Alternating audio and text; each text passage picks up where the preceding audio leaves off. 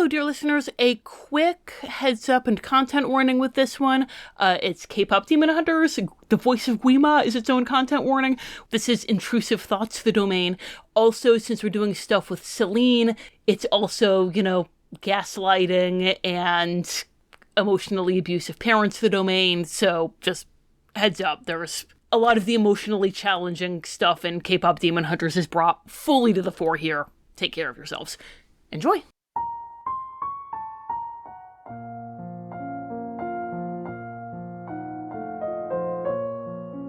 The Wonderful World of Darklords.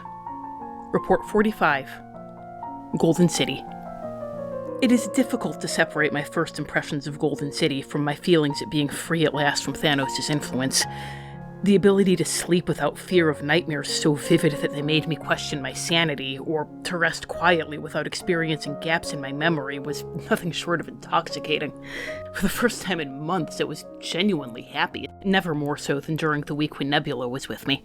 And despite my patron's insistence that I return to Darkon, I saw no particular need to cut that happiness short by enduring unpleasant company. Especially when it's clear that my mind is now my own, no thanks to you. Even without that general sense of goodwill, I believe my initial opinion of Golden City would have been positive.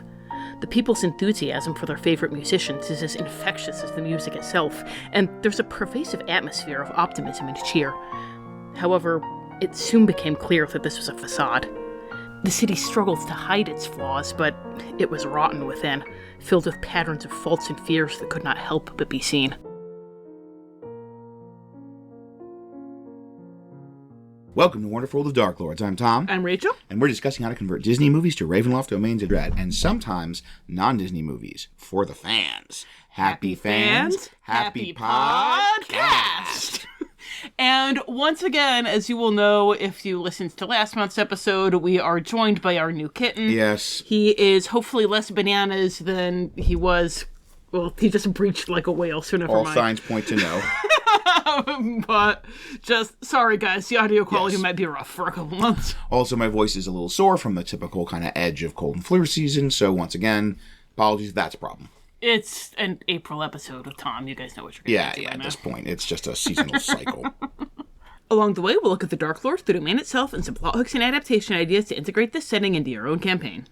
Today's episode, K-Pop Demon Hunters. That is right. It is April 13th, so it is time for our traditional, in the spirit of April Fools, non-Disney movie domain. Woo! And we are especially excited about this one. Yeah. Pretty much as soon as we saw it, we were like, we got our next April locked in, because there's so much potential. Yeah, this movie's so good, guys. So good. Like, if you haven't seen it yet, you might be like, it's too overhyped. It cannot possibly be as good as everyone's saying it is. It is, guys. It's really so good. It's so good. It's really good, and it's got a lot of potential stuff that could fit with Dungeons and Dragons pretty well, could fit with Ravenloft very well, and it's clearly a world and a setting and kind of a concept that's really sparked people's imagination, so it's a perfect opportunity to give you something to incorporate into your Ravenloft domain.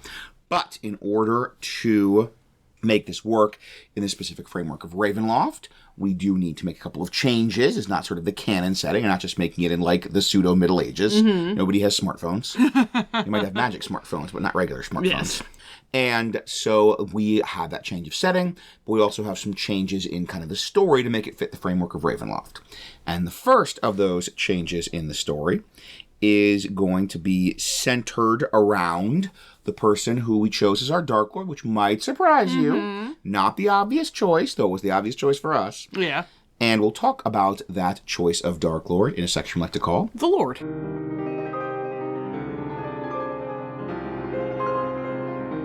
The Lord. As mentioned, Golden City is defined by the people's love for their favorite musicians.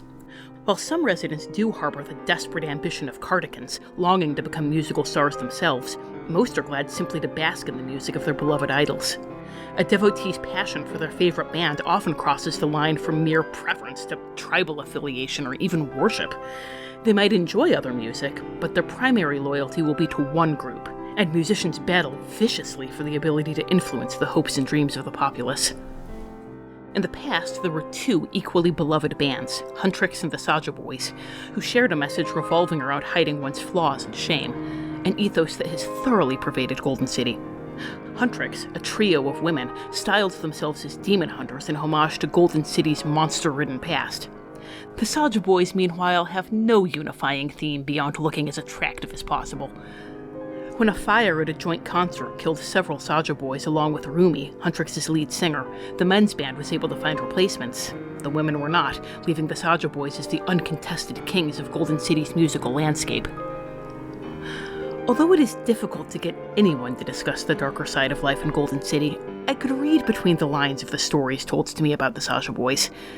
Their music intimates a profound connection to listeners they will never meet, and many of their fans have internalized this into a belief that the Saja Boys truly love them. This is unsettling, but may not seem far from a typical relationship to music. How many starry-eyed young people secretly imagined that Harkon Lucas was speaking of them when he sang of enjoying a bella notte with his loved one? However, fans of the Saja Boys seem to mistake this fantasy for a reality. They will do anything for their beloved idols, and it seems that the Saja Boys have taken full advantage of this fact. Rumors persist of devotees who received exclusive access to the Saja Boys only to vanish, sometimes after gradually becoming more isolated and withdrawn from their families, other times simply disappearing without a trace after a single poorly chosen concert. It seems that, as far as the Saja Boys are concerned, there's no difference between admirers and prey.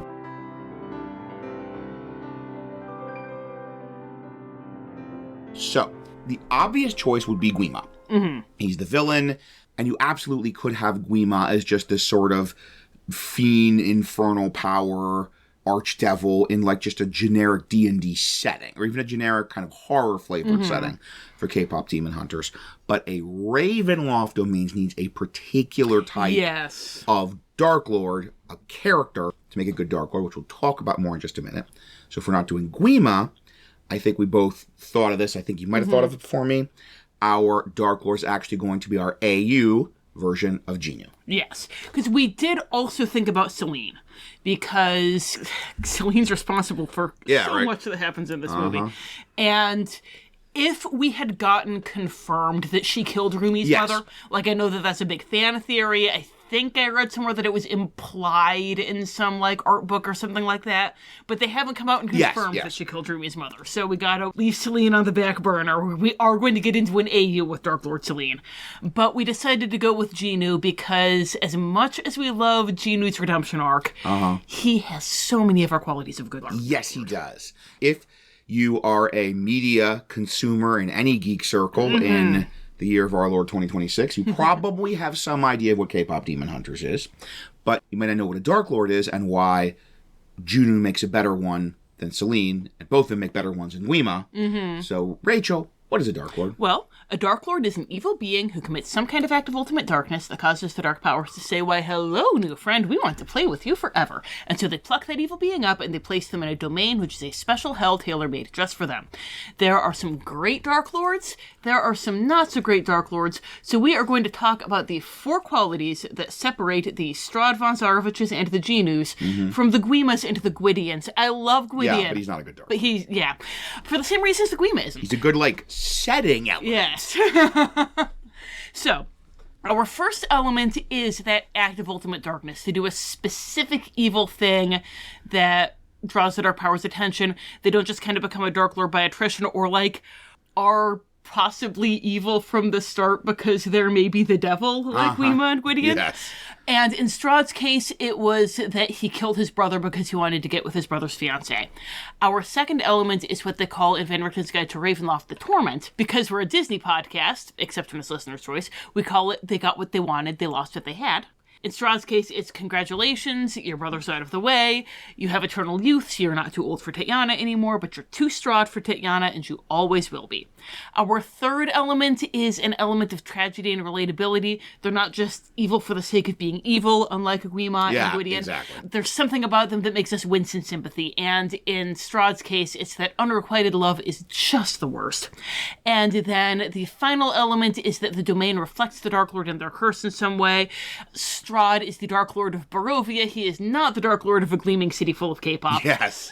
That would be great. I want Strahd's K-pop band. His little soda pop. Like his brides are although K-pop groups are usually just one gender, so it's just fun to be like Strahd and Escher and some backup dudes. I don't know, that could be the hook. Could be the that's true. Yeah. But anyway, but he's not the Dark Lord of that. He's the Dark Lord of spooky gothic vampire land. And Barovia is a boring mud slump to reflect that curse of loneliness. He's lonely because he's not with Tatiana, and he's never going to find a replacement for Tatiana because, even if he wanted to, which he doesn't, because Barovia is a boring mud slump full of boring peasants.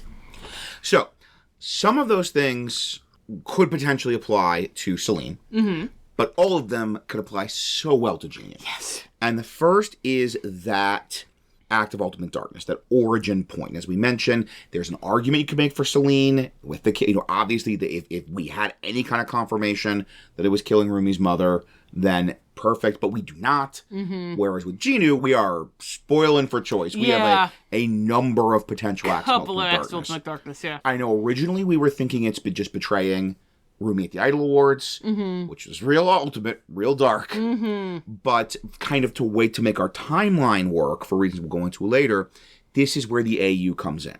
So we're imagining events, except it's kind of like the pseudo-Middle Ages, and everyone has swords and stuff. And like they don't bat an eye at the fact that Rumi and Mira and Zoe have swords. Like those are just props that they bring out for the concerts. That it's chugging along, movie's moving along, and then we have the final Saja Boys concert, the Your Idol, this is what it sounds like, but, and here's our act of ultimate darkness, Jinu doesn't help her. Yeah, it's kind of like the act of ultimate darkness is the betrayal at the Idol Awards, because like an act of ultimate darkness isn't really like an inaction thing. Right. But in the movie, it wasn't like a total act of ultimate darkness because there was still that kernel of repentance inside him. He helped Rumi, he sacrificed himself for Rumi. And here it's the idea that he did that, but he just completely hardened himself and went all in on Gwi-Ma at that moment. And so when Rumi came in at the end and, brought the band back together, Jinu wasn't helping her. So Rumi is caught in that blast by Gwi-Ma, and she disappears. Then we're going to leave kind of open a couple of possibilities, and sort of for narrative's sake, to kind of take... It's always that tricky thing of taking the protagonist out of the setting. Yes. So your PC is going to be the protagonist of the setting. And this is one of our ways of doing that. Is that Rumi, her fate is up to the DM, a couple of possibilities, but she's disappeared. She has brought the other members of Huntrix back to sort of the light, and they are able to kind of fight off Gwi-Ma and create this new, much weaker Han Moon. Yeah. So, we're kind of in the opening of the movie, but, everything's way worse. Yes. It's kind of our status quo of our setting. Also, because he didn't get to feast, didn't get to destroy the Han Moon, Jinu doesn't get his reward. Nope, all the memories are still there.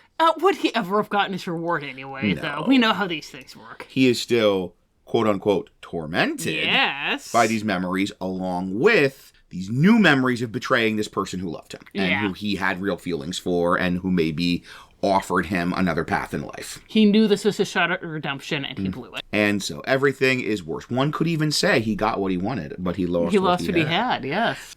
Then, of course, speaking of shot at redemption, speaking of his failures, his shame, element of tragedy and relatability. Oh, I mean, golly. With Celine, the got what they wanted, lost, they had the torment. That is a little harder. You could definitely come up with something. If someone were make Celine the Dark Lord, we could do that in a day. Yes, we could. But Jinu's so good. Gosh. He's right out of the can. Right out of the can. He is just ready to go.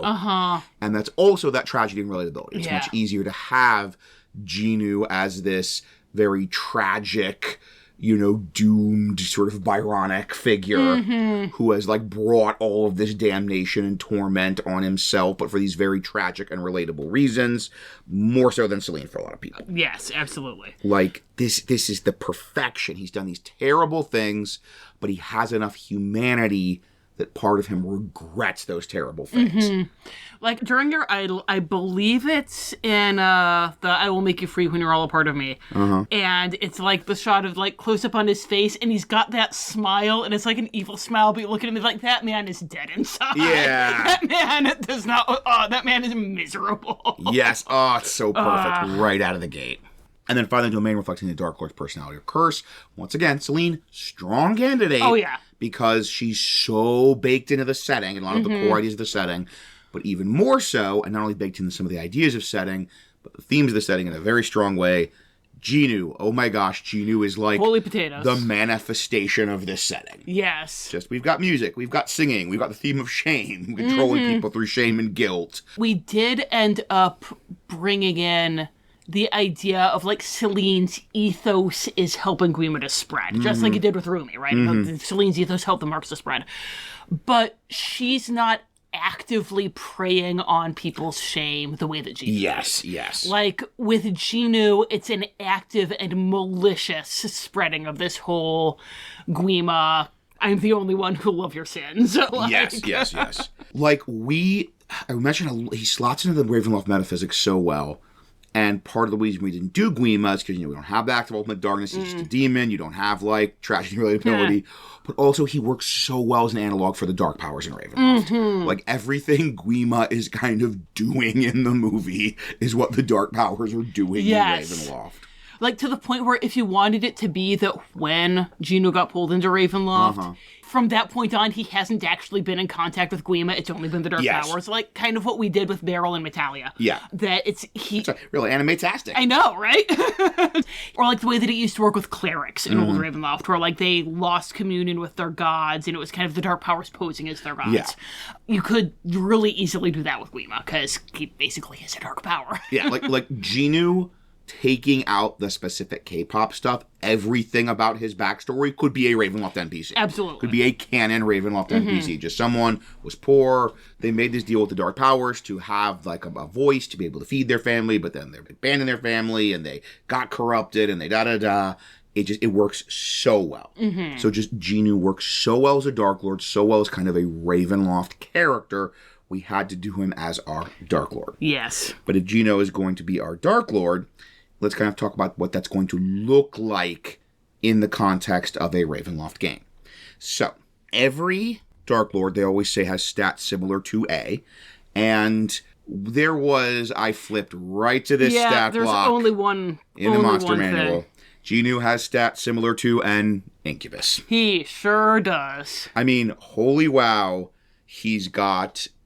They start with like an Incubus default stat box charisma 20. That's Jinu. I think Jinu has given so many tween girls feelings that they never had before. Both in and out of the movie. Yes.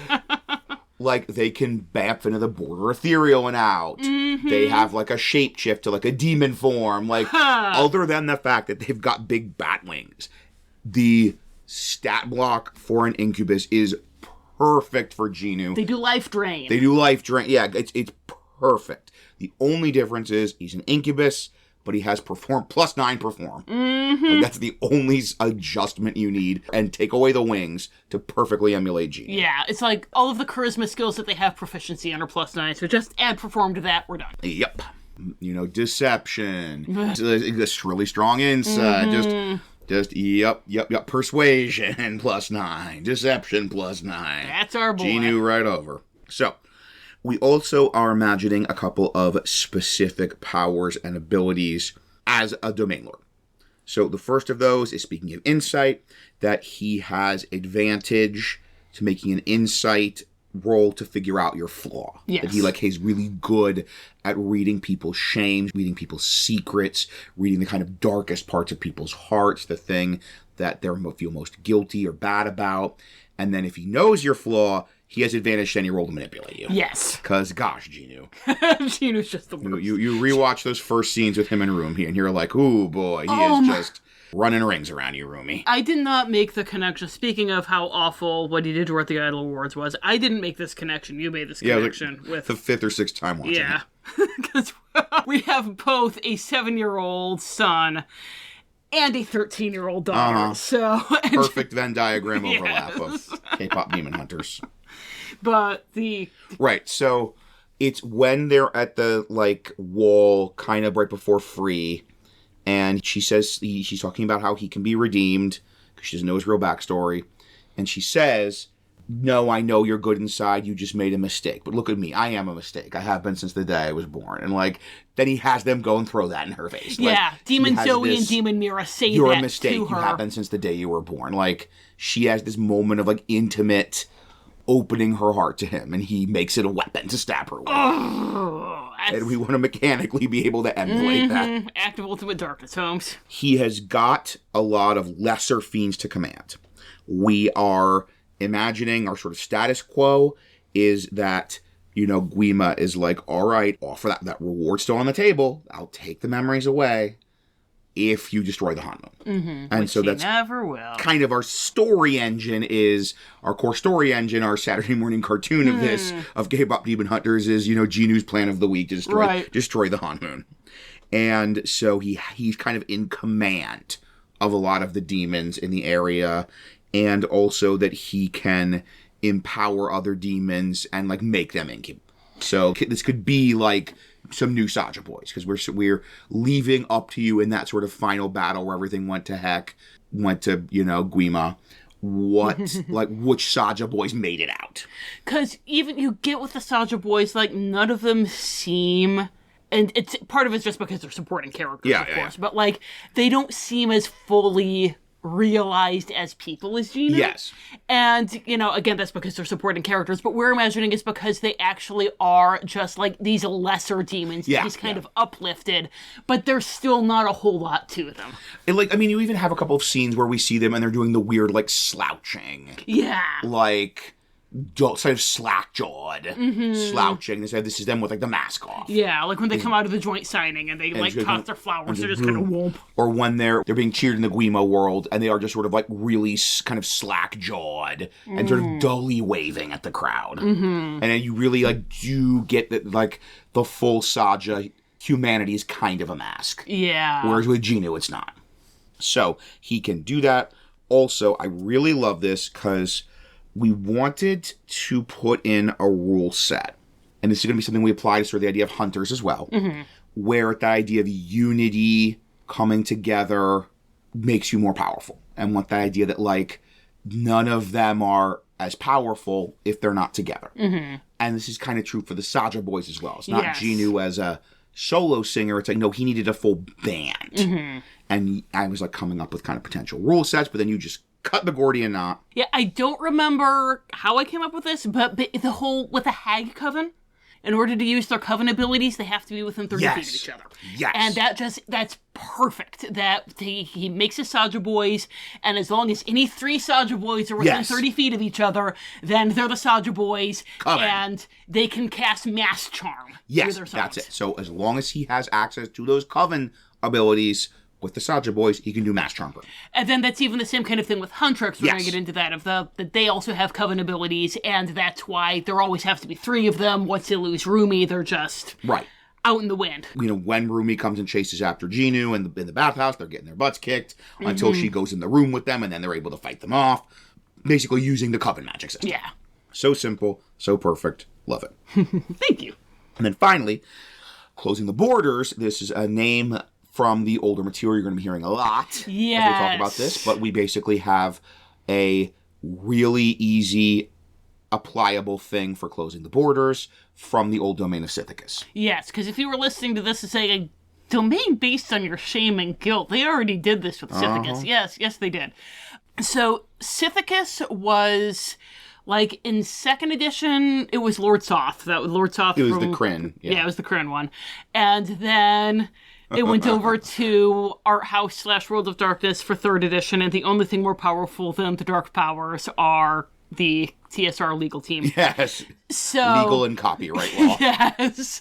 They had the new Dark Lord be Inza Kolvovich, who you might know from an example we use a lot as a terrible Dark Lord. Yes, but one of the things with Sithicus and kind of what they were going for with Inza that I think that Jinu accomplishes much better was this idea that Inza wants to bring out the worst in people and remind people of their shame and guilt and everything because she wants to prove that deep down everyone is as bad as she is, which is, there can be a lot of Jinu there. And one of the things that was represented with that mechanically was you go to Sithicus and you're reminded of all your guilt and all your shame.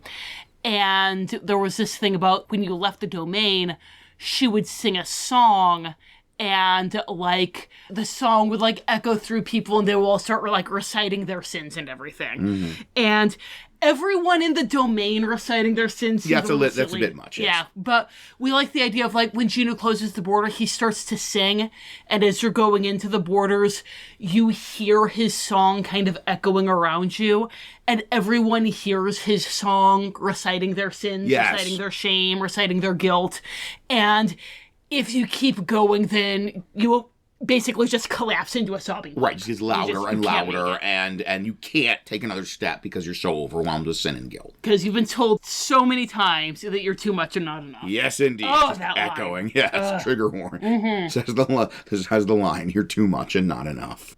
So the final thing we do in our Darklord section is the quotes. These are the role-playing trait, ideal bond and flaw, and Van Richten's Guide to Ravenloft always gives them in the form of quotes from the Darklord in question, and as consummate professionals, we like to continue that pattern and also give quotes from these characters, our Darklords, to express the role-playing trait, ideal bond and flaw. And Jinu is... We've had a couple of tough ones this season. Jinu is not one of them.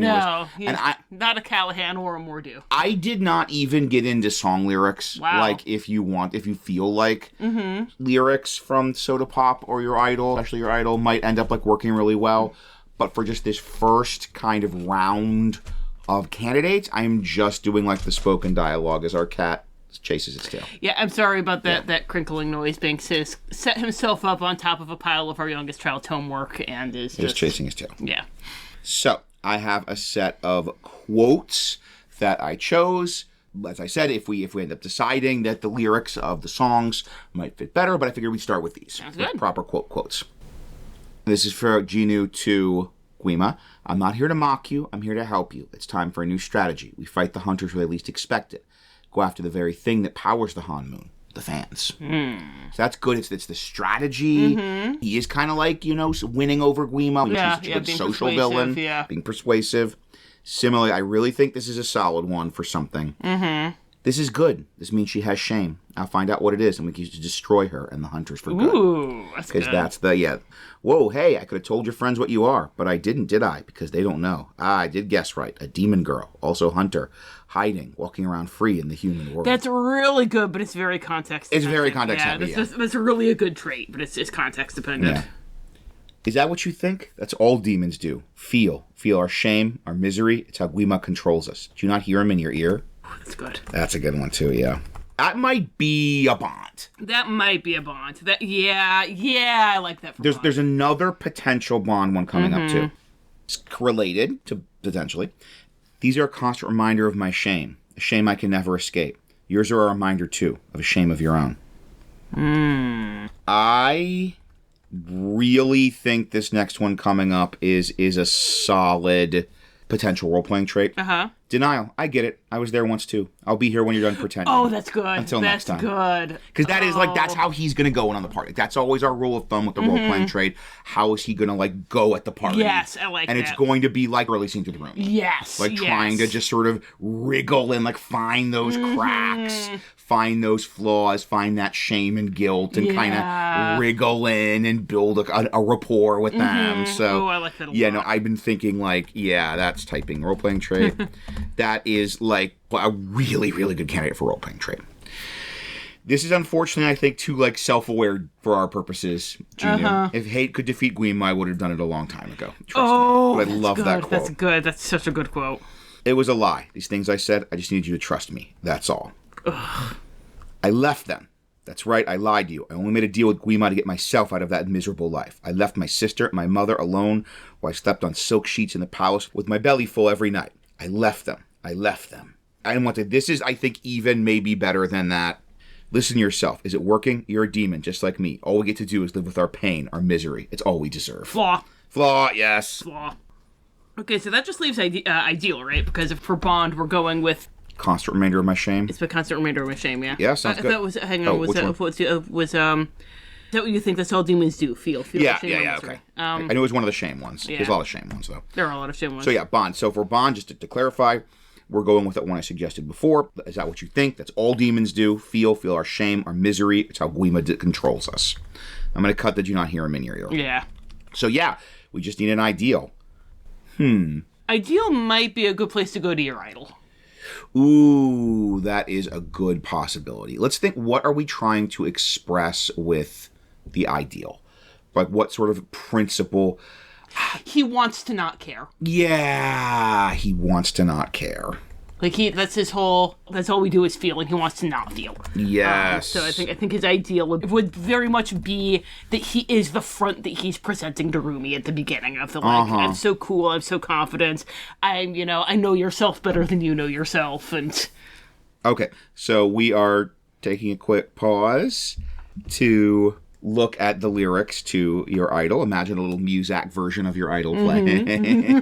Which sadly we cannot put on because of copyright. That's right. Trying to think how that would go.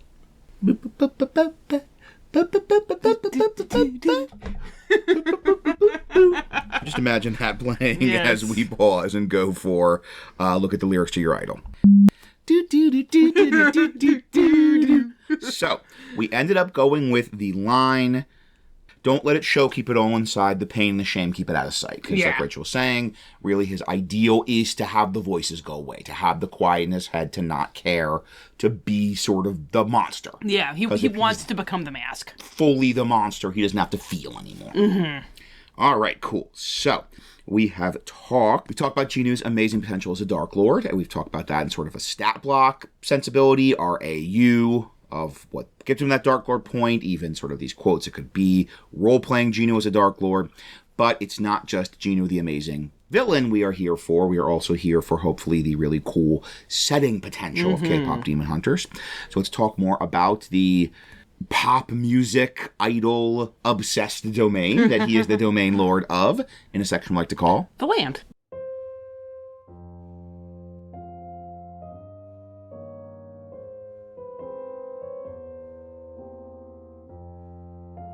The Land. According to legend, Golden City was once beset by violet-patterned demons who sought to feed the souls of the innocent to their master, the archfiend Gwi-Ma. These demons were banished by a trio of hunters who sealed them away behind a magical border called the Golden Hanmoon, hence the name of the city.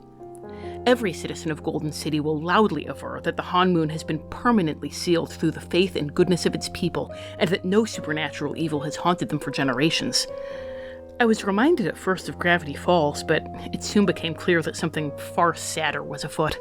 Not long after Nebula's departure, I defeated a hellhound-like creature that was stalking an old man in the park, and I warned him to be more careful of his surroundings.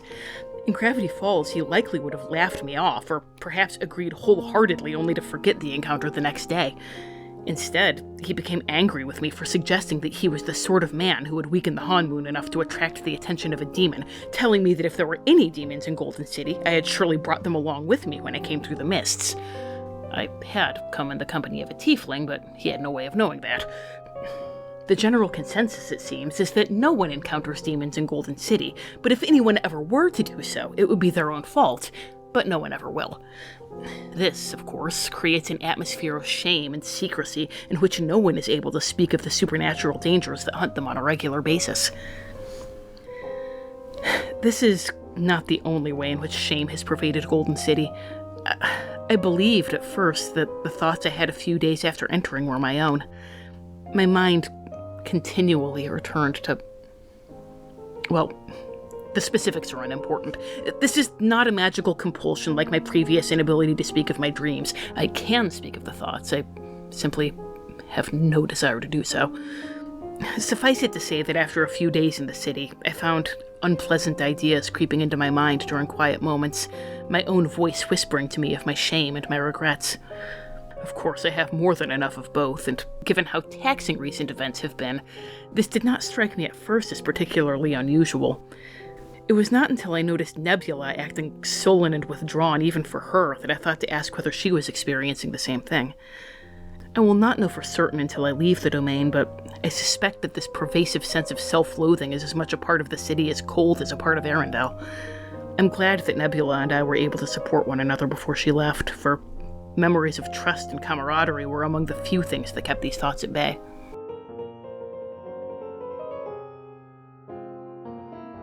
So we are calling our domain Golden City for obvious reasons. It was a drop. Yeah, good lord. We were trying to do, what does Seoul mean in English? Maybe we could just translate it. No, it means like city. Also, it's just like, from a marketing perspective, I can't just pick the best name. It has to be the thing that people are going to like see on the DMs Guild, on the cover of the write-up. And be like, oh, or in like the blurb, in my little promotional blurb, they're going to see and go like, oh, they're doing K-pop Demon Hunters. Yeah.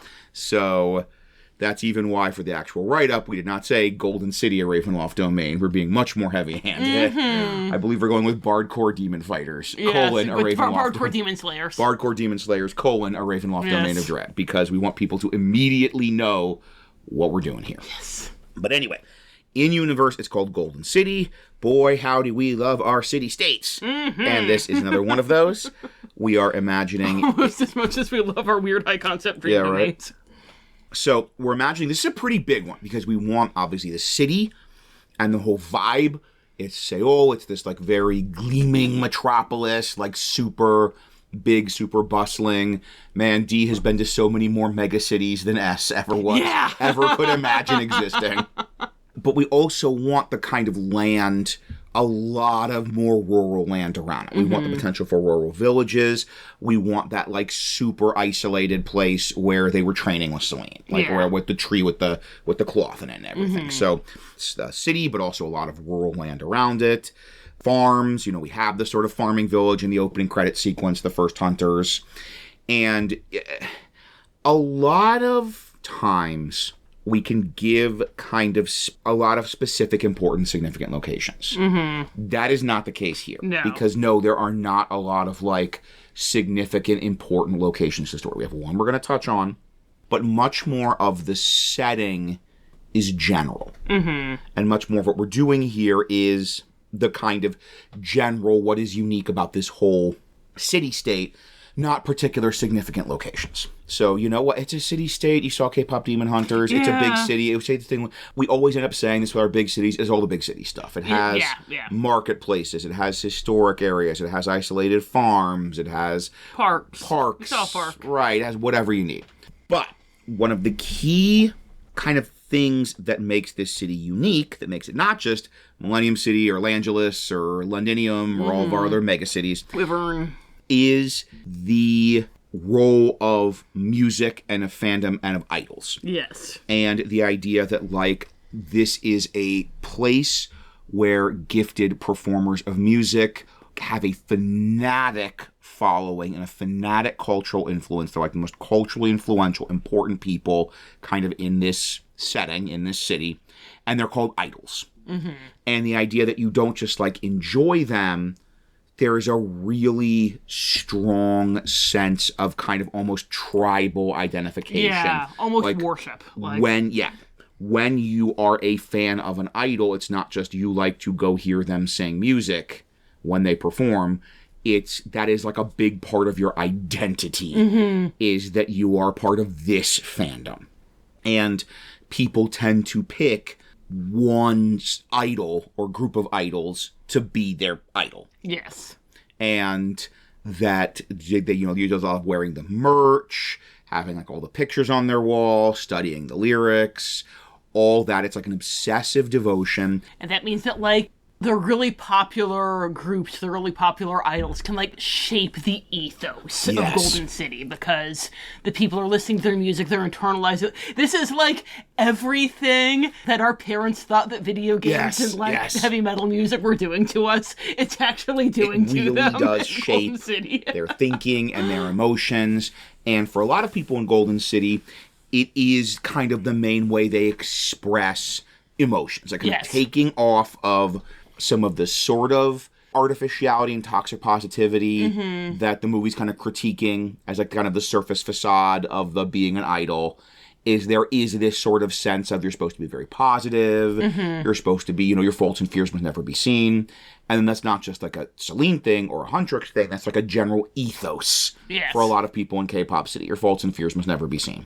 I love that you just called it K-pop City, because that was like our working title for it that we knew we couldn't actually use. Called K-pop City. We've been mentally referring to it as K-pop City for a while. Yeah. And that's kind of like a combination of that, the, Celine's ethos being sort of the ethos of the city, and also of your idol. And the idea that, like, they feel like the Saja boys understand them because the Saja boys sing real music that's dark and speaks to their souls. And all of you who've ever been 15 know that feeling. Wake me up inside. Wake me up inside. But that, like, that's part of why, like, your idol was so revelatory, was that, oh my gosh, they are singing about these very complicated, messy, dark emotions I have. And this is kind of the first time I'm, like, allowing those things to come up and, like, really examine them and have them acknowledged. Yeah. And have them, like, affirmed. And that's hypnotic. It's kind of like, at risk of getting real spicy here, but, like, when we were talking about this, it actually reminded me of Christian music. That, like, a lot of Christian music is very, like, we're going to focus on Jesus and how Jesus is my boyfriend and how great he is. And, that's awesome. Like, Tom and I are both Christian. We're down with that. But, like, a lot of Christian groups can't really touch on darker themes of, like, feeling despair and not knowing where God is, or, like, being in a dark place and describing that dark place frankly and reaching to God to get them out. And that's, like... Right. There is kind of a subtext of our faults and fears must never be seen. Yes. For kind of very similar reasons as with Huntr in the movie. So we have this intense devotion. People usually have the one fandom they, like, intensely identify with. And honestly, once again, kind of taking some elements in the setting and, like, upping them a little bit for Ravenloftingizing them. There's, like, a lot of conflict between rival fandoms, sometimes breaking out into full-on, like, riots and fights and, like, brawls, like, physical violence. I mean, what would the various musical fandoms do if they couldn't yell at each other on the internet? They might, like, brawl at concerts. Oh, man, it's K-pop demon hunters with soccer hooligans. Yeah. So we're just upping that up a little bit. That intense devotion we do see in the movie, even, like, going from being a Huntr fan to being a Saja Boys fan is, like, a significant thing. Like, not quite changing religion, but, like, approaching changing religion in this setting. It's like going over from the Ravens to the Steelers. Yeah. That's probably the best thing. It's like changing, like, sports team affiliation. That's and, like, how, like, big rival sports team intense, intense and personal and kind of identity shaping these fandoms are. That's a very good analogy. Thank you. And speaking of that sort of darker emotions that kind of can only be expressed in music, we mentioned Sithicus before. Yes. Because the darker side here is that it's not just people who have demon marks, everyone's hearing the voice of Gwi-Ma. This was kind of the horror element that we really wanted to play up, and kind of the universalizing Jinu's torment and reflecting Jinu's torment. We're taking this from Sithicus, that when you go to Golden City, it's great, it's happy, it's joyous, but after, like, 1d4 hours, you just start getting kind of this lingering sense of, like, guilt and anxiety. And then after 1d4 days, you start, like, getting these really just obsessive, like, returning to your guilty memories, like, getting those intrusive thoughts, and you just can't get rid of the guilty memories that are reminding you what a piece of garbage you are. Yeah. And this, if you want, this can actually start having mechanical penalties. Yeah. This can actually start being, like, you're getting a disadvantage on a bunch of your rolls because you were so distracted by thinking about how you're too much but not enough. There's a lot of options here. You're making wisdom saves and getting levels of exhaustion if you fail.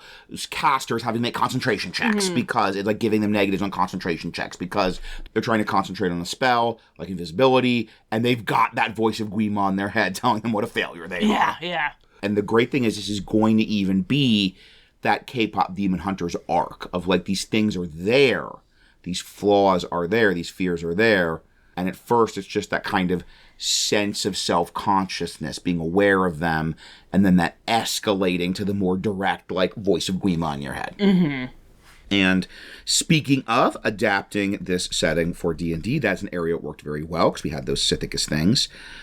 there's one issue with D&D, and this has come up in some other stuff we've thought about, and this is a secret identity story, right? Kind of that's one of the big ways this is a superhero story or a magical girl story, is it's that secret identity story. It's not like, you know, a Macross thing where like they're pop stars and they're like fighting aliens. Yeah. And everyone's like knows that and cool with it. It's like a pretty significant part of the setting that the world will know you as pop stars. Yes. Like that the fact that they use magical weapons to fight demons is like a big secret that they're sort of trying to keep from the world. And it's the secret life they have they're trying to keep from the world. But the thing is, in Dungeons and Dragons, none of that is weird or unusual. To have people with magical weapons fighting demons, fighting infernal fiends. That'd be so cool to have your like band of bards who everyone knows go and fight infernal fiends. That'd be the best. Yep. I mean, there's literally a whole class whose whole thing is a profession you can have on your tax return. That is basically, I use magical weapons to fight infernal fiends. Oh, I'm 43. We still need to do our taxes. Yeah, we do. This weekend. We'll do this all right. So you know, let's record this before April. So we want to have that. Like, it's part of that is we have the demons, right? It's like a secret that they're there. Like, the people don't know the demons are there preying on their souls. And that feels weird. It's like the D&D, like, Flat Earth, Sokka from Avatar, like... It's Avatar stuff. Doesn't count. It's Avatar stuff. Doesn't count. Like, it's weird for your PCs to be bopping around Ravenloft and then just go to this place where people don't believe in demons. Yes. Because everywhere else in the world, everyone objectively knows that demons are real and trying to eat their souls. Because at first the thing that we thought of was, well, maybe it's like everyone knows demons are real, but it's the way that everyone knows that serial killers are real. Like, you know they're out there, but you're not actually going to run into them. And, like, you could have this band for their whole gimmick is that they're, like, serial killer hunters. Right, yeah. Like, and that'd be real cool. Like, but you don't actually think they go out and fight serial killers. Dexter meets Scooby-Doo is, like, a show I would watch. Absolutely. Where, like, Dexter and his team have a band, and they tour, and they're super celebrities, but they're also hunting serial killers. Pretty awesome. TV people, call me. We can.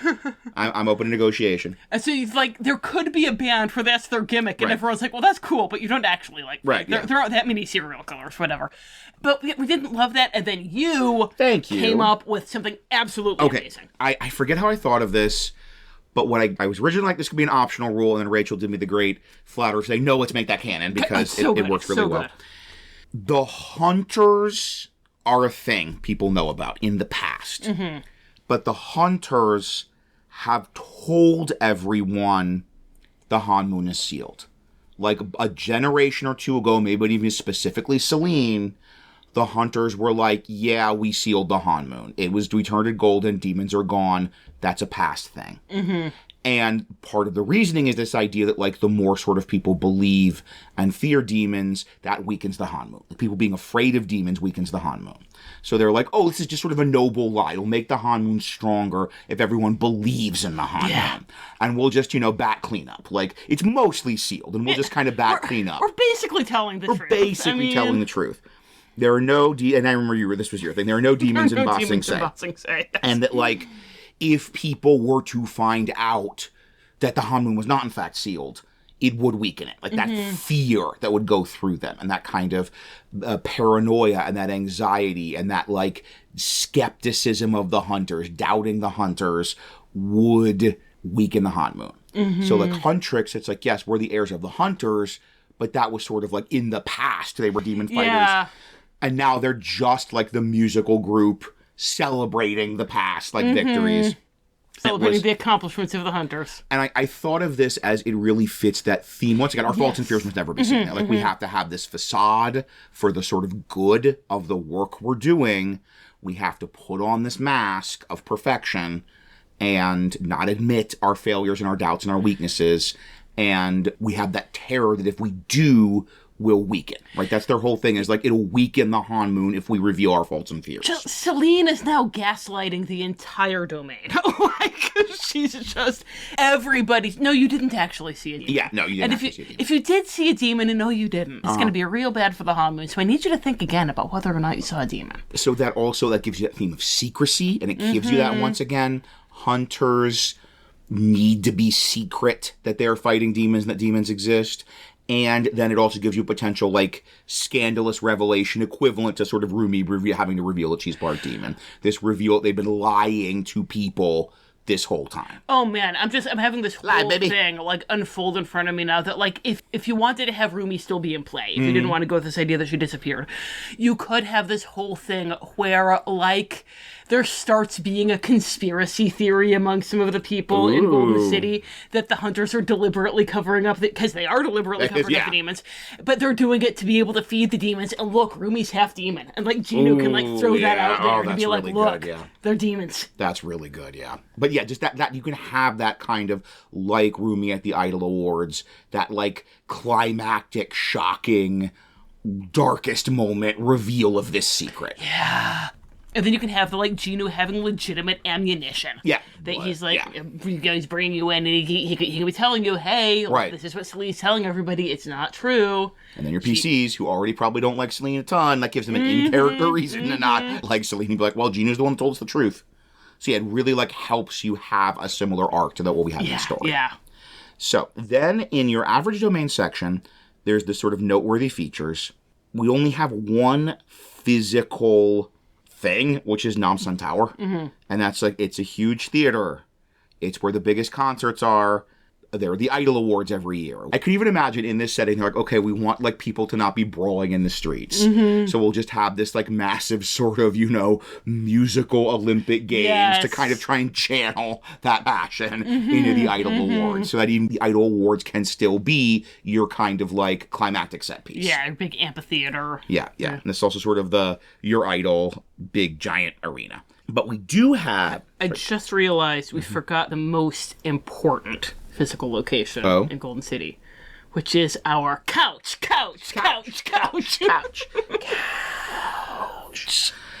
And then not a physical location so much as a state of mind. We have the demon realm. I don't know if they ever give it like a name in the movie. It's just sort of the demon realm. So. It's Gwi-Ma's realm. Yeah. And we are imagining in sort of D&D metaphysics, Ravenloft metaphysics term, is the border ethereal. Like the border ethereal in this particular domain is ruled by this kind of archdevil named Gwi-Ma. And archdevil fits so well. Like obviously this is a lawful 100%. evil guy. Like 100%. This guy's all about contracts and deals and fine print. Yes. And so we're like, both of us were like, bing, bing, bing, lawful evil, devil. So he sends his minions to harvest souls to feed on him. We have some of that classic D&D. We mentioned with the Saja boys, potentially demons could, like, be promoted. I'm air quoting, you can't see.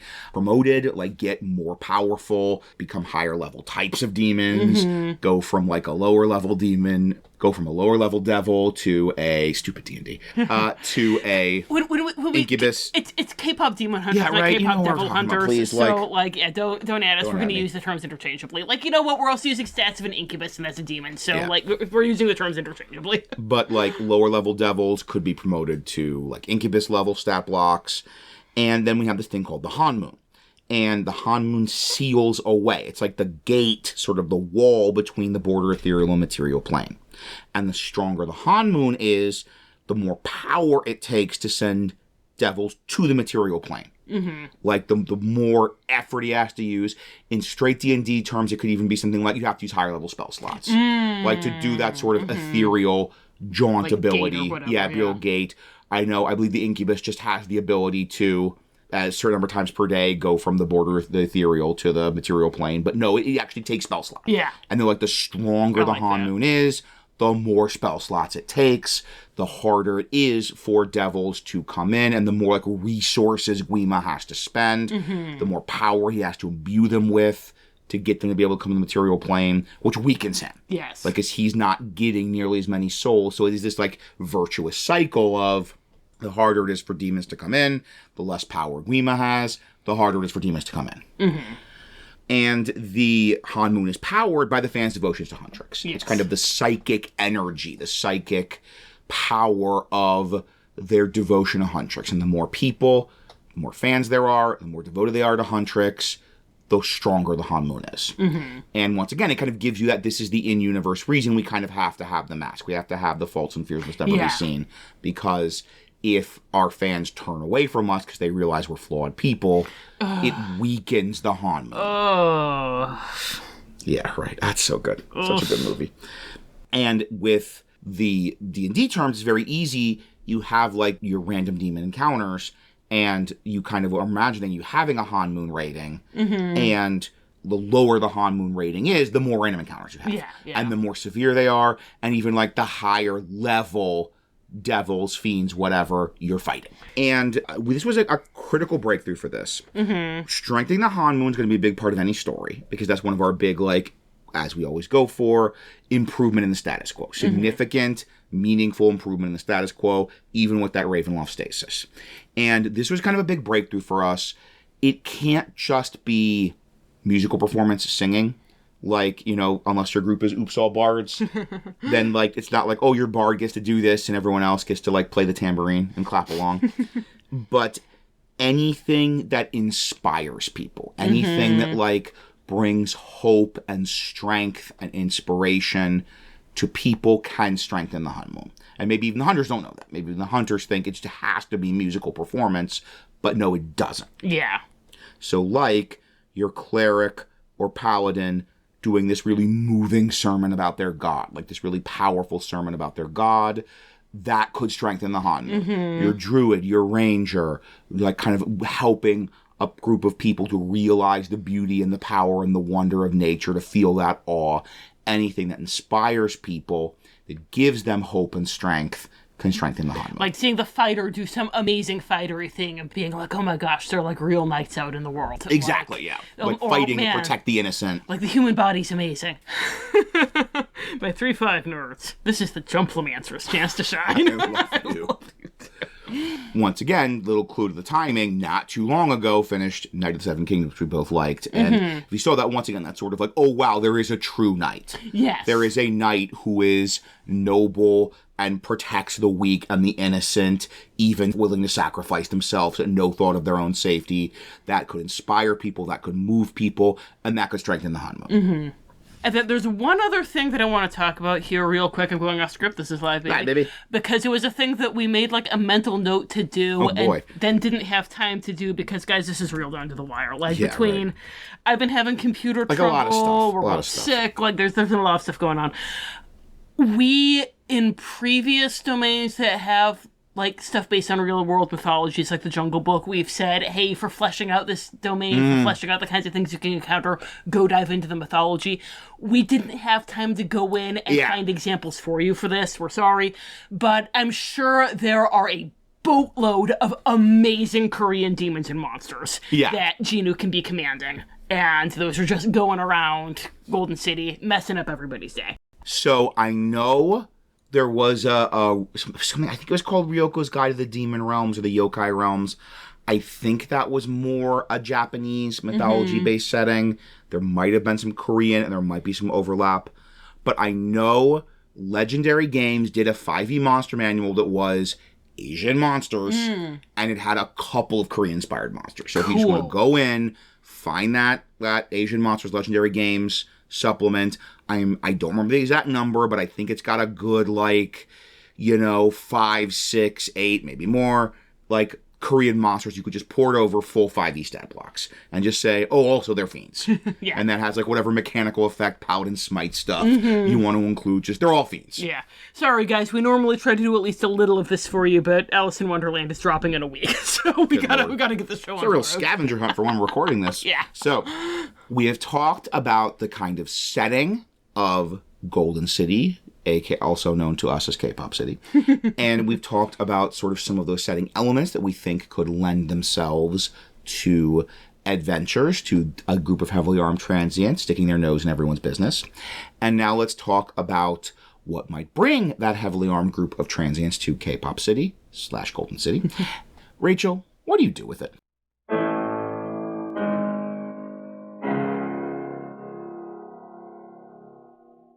Tread possibilities. The Hellhound was, unfortunately, not my last encounter with monsters. I intervened on a handful of other occasions to save their unwitting quarry, and it was not long before my actions drew attention. I was returning from an interview with Huntrix's sweet-natured former manager when I was ambushed in an alley by a group of ogreish creatures with colorful mask-like faces. I defeated them, but their numbers had made it a difficult fight, and I had to take a moment to catch my breath, figuratively speaking, before I could leave. It looks like we aren't the only ones with patterns. I whirled toward the voice and saw Jinu, the lead singer of the Saja Boys, leaning against the side of the building. His eyes were on my torso.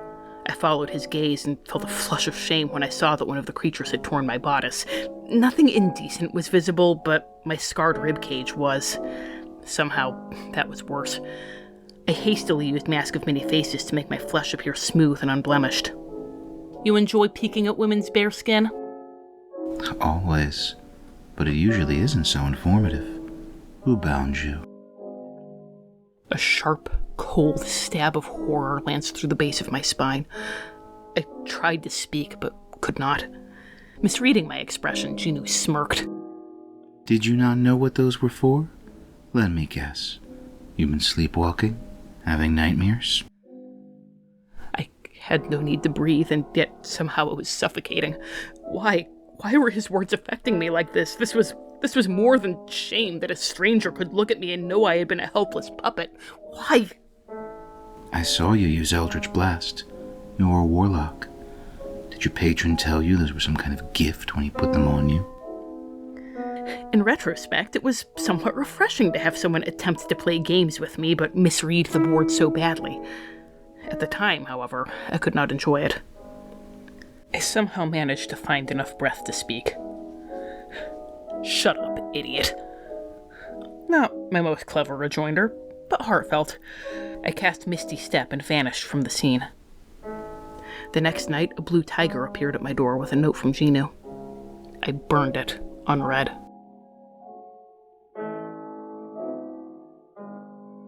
I want adventure in the Great Ride somewhere. I want it more than I can tell. So as we said, there is a bunch of megacities we've done as domains before. We have Londinium, we have Langelis, we have very recently Millennium City for Sailor Moon. Mm-hmm. And as we always say with all of those, what brings you to a big city? Big city things. Right, big city things. Like, why do people go to Seoul in real life, in the planet Earth? Because it's cool. Right. There's a lot of Even stuff. though we're butchering the pronunciation of its name, I'm it's cool. sure. There's a lot of stuff there. There's like whatever would draw you to a big city, you can have in Golden City. Now, of course, for specifically Golden City, to differentiate it from Londinium or Millennium City, bards. So the notes, bards, exclamation point. We've got bards. Can't remember which domain it was. I think we talked about this at the previous domain that like it's going to be drawing your bards, especially Santa Cecilia. Santa Cecilia, yeah. That any PC or NPC who's invested in music is gonna want to come and have a chance either to be an idol or just to draw attention of the idols, just to sit at their feet and learn from them. Like, it's going to be an amazing opportunity. Down on your knees, I'm gonna be your idol. Like, in my experience, if someone's playing a bard, it means they are very interested in the idea of playing a performer. Yes. And if they're interested in playing a performer, you don't need much other than in this city is the best of the best. Yeah. And in this city, it's the whole Cardicus thing. Like, that brings people to Cardicus. Like, in this city, in Golden City, there is this contest every year called the Idol Awards. And it is like the place where the best performers in Ravenloft will come. And this is a city where performers are more respected and adored and loved than almost anywhere else. There's also a hook if you've got either your clerics or paladins or your monks, if they know about this, like, historical demon hunter meaning of Huntr, except that it used to be that the band had demons, but not anymore, of course. Then there could be something very interesting there of the, like, that they want to go and learn more about this. And I could see a paladin being really nice. And just like, you're a cleric, you're a paladin, and it's like, oh, there was this domain where they learned to battle fiends with music. And there's lots of, once again, like, sort of Monster Hunter type, especially kind of divine magic Monster Hunter types, where that one's kind of enough of a hook of like, oh, there's this place where they've discovered a way to fight demons with music. Yeah. And speaking of fighting demons with music, I remember this was your idea. Yes, because they're like, these are your old guard Monster Hunters. Celine knows Van Richten. Yes. They've worked together. No, speaking of people, Van Richten absolutely would go to a place where he heard they had discovered how to battle fiends with music. Yes, he has totally fought alongside the Sunlight Sisters. So if there's trouble in Golden City, Celine could reach out to Van Richten and he could let you guys know that an old friend needs your help. Easiest hook in the world of Celine gets in contact with the Van Richten network, and there's a decent chance if you're doing a mist-hopping Ravenloft domain, there's a decent chance your PCs are also hooked into that network. Yes. Just kind of why it exists, to be, this is the thing to feed plot hooks to your PC. I'm probably going to embarrass her now by giving a shout out. All of you who aren't following us on YouTube and aren't reading the YouTube comments, Paladin Pony, you're awesome. Yeah, love your stuff. We love your stuff. We have one of our listeners, Paladin Pony, is doing a similar thing with the Society of Explorers and Adventurers and has, like, his Van Richten network of, like, Disney characters. And, like, Luz and Dipper and everybody from Amphibia. Yeah. And Ruar, the original, like, shiny Starboy concept for Wish was like he's sort of the main character. It's amazing, guys. It's really fun. Go check out our YouTube comments if you haven't. It's so fun. So, lots of ways to get your PCs to Golden City. But now let's talk about the kind of stories they're going to have. So I get there's a lot of people, and hopefully you all clicked on our podcast, / the DMs go right up, that are like, oh man, I really want to do a adventure in K-Pop Demon Hunters. I love K-Pop Demon Hunters. I want to do an adventure in it. But like, what does that look like? And so we are imagining that our status quo is that Rumi disappeared, as we mentioned, in that sort of final, this is what it sounds like concert. And so we have Zoe and Mira like trying to hold down the fort. That they're trying to fight off demons. The Han Moon is there, but it's greatly weakened. Demons are still a huge problem. Speaking of Millennial, it's kind of the opening of Buffy Season 6. That like they're just the sort of key figure that they needed. They needed all three of them to have full access to their Huntr powers. They don't have that. And it's another reason we kind of took Rumi off the board, is that leaves a space for your PCs. Yes. That leaves a space to be like, no, Zoe and Mira, like, they are doing their best, but they need help. So here's this group of heavily armed transients, some of whom have magic songs, some of whom have magic weapons to fight fiends. Possibly the same person. Some of whom have magic, verbal, somatic, and material components. That can be used. Among the things they can fight are fiends. And so maybe, like, they get called for help somewhere, like we mentioned through Celine. Or you could always have your classic, you know, they hear the sound of conflict. They see Zoe and Mira fighting an army of water demons in a bathhouse. They jump in and help, and that, like, hooks them in. Because the great thing here, you know, we mentioned we're using Coven rules. And the great thing with Coven rules is it has to be at least 3. You're not limited to 3. So it's not like you have to choose one PC who's now going to be the Rumi. It can be Mira and Zoe draft all of your PCs to help them seal the Han Moon. And it's just bigger Coven. It's great. Speaking of Rumi, one potential thing to do with her, because we went off a couple plot hooks, she's disappeared, she's off the board. So once they hook in with Zoe and Mira, the simplest kind of one shot would be like they recruit the PCs to do something, maybe some kind of concert related thing that's going to strengthen the Han Moon enough that like buys them some breathing room. And then the PCs can like, all right, good job team. We helped the status quo. Time to go to the next adventure. I really want to see how your non-bards do the concert. Like, I want to see your monks using their monk abilities for dance. Excellent. You know, I've been working on, like, doing a K-Pop Demon Hunter sort of monk subclass. And one of the things was the idea of some rules for doing concerts. And I tried to work in the, like, yes, you could have the monks be doing their complicated flips and being the backup dancers, basically. Having the wizards do the pyrotechnics and the special effects. And, like, prestidigitation's your best friend here. Yep. And so anyway, yes, you could have a climactic concert, or maybe it could even be like, the PCs need to be the ones who hold off the fiends while they do their concert. So that they let them strengthen the Han Moon. But either way, nice simple goal. This is kind of the one shot. Yeah. If you want to do a more complicated story, then there's this issue of Rumi, right? That she's disappeared. We have a couple possibilities.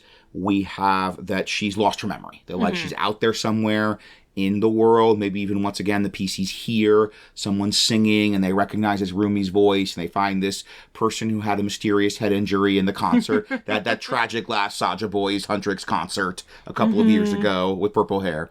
And you could also do that she's trapped in the border ethereal. In the demon realm. Yes, and this would be a very cool, like, Act 3 climax, was you gear up and get Zoe and Mira and, like, open a portal to the demon realm and have to, like, battle your way to free Rumi from wherever she's trapped. So the fun thing with finding Rumi in the demon realm is we've had a couple domains like Labyrinth or Christmas Carol, where if you have an NPC kind of in the role of, or even, you know, sometimes if one of the PCs is in the role of the Sarah or the Scrooge, that everyone except that one PC, or, you know, the entire party if it's an NPC, is kind of stuck in this role of being like, oh no, we're going to help you self-actualize. Like I said, and that, you know, that can be fun once, but it's going to get old after a while. If Rumi has been pulled into the demon realm, while doing this is what it sounds like, she is fully self-actualized. Right, like, she's good. She's just stuck. You just let her out, and she is going to come in like a glowing golden goddess of death. Yes. And it's going to be awesome. Yes, that's the nice thing. You could do the helping Rumi accept herself arc, or once again, I could see a lot of people preferring, no, Rumi's good. Like, she's accepted herself. We just got to, like, open the cage. She's just, like, in a magic cage in the demon realm, and we just get her out of that, and she's ready to go. And finally, for the opposite of that, you could have full Rumi. Yes. You could have full, like, confronting Celine, golden eye, I'm going to destroy the Han Moon demon.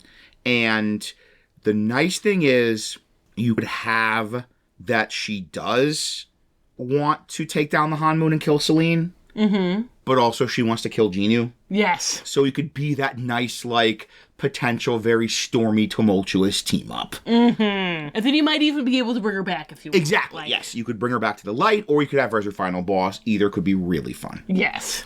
And that's kind of our default canon setting. We do have a couple of variants to offer you for stories. And one is Celine. In this story, Celine, like, pulls you in. Celine gets you there.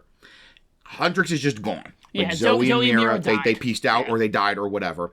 And so she needs a new Huntrix. So she recruits you, she gives you the Huntrix training, gives you the Han Moon connection, gives you the special coven powers. It's really fun, you kill demons, but then you have, like, discovering how much of an extremist Celine is. This is kind of like what we talked about in our Owl House episode when we talked about the possibility of having Belos as your quest giver. Yes. That, like, it would start out, you know, sending you after the really bad demons and then eventually sending you after Ida. Yes. This would be kind of like that, but more nuanced because, like, Celine is an extremist, but she genuinely is trying to help people. Right, She's but not like 99% narcissistic sociopath. of demons are bad. Yeah. So this could be like, if you like that story but you wanted it to be a little thornier, then this might be the way to go with that. Yeah, and in this case, once again, instead of the Ida, it's the send you to kill Rumi. And maybe Rumi's even, like, doing some bad stuff, or maybe Rumi's just minding her own business. Yeah, and that's the kind of wake up. And speaking of, that could segue into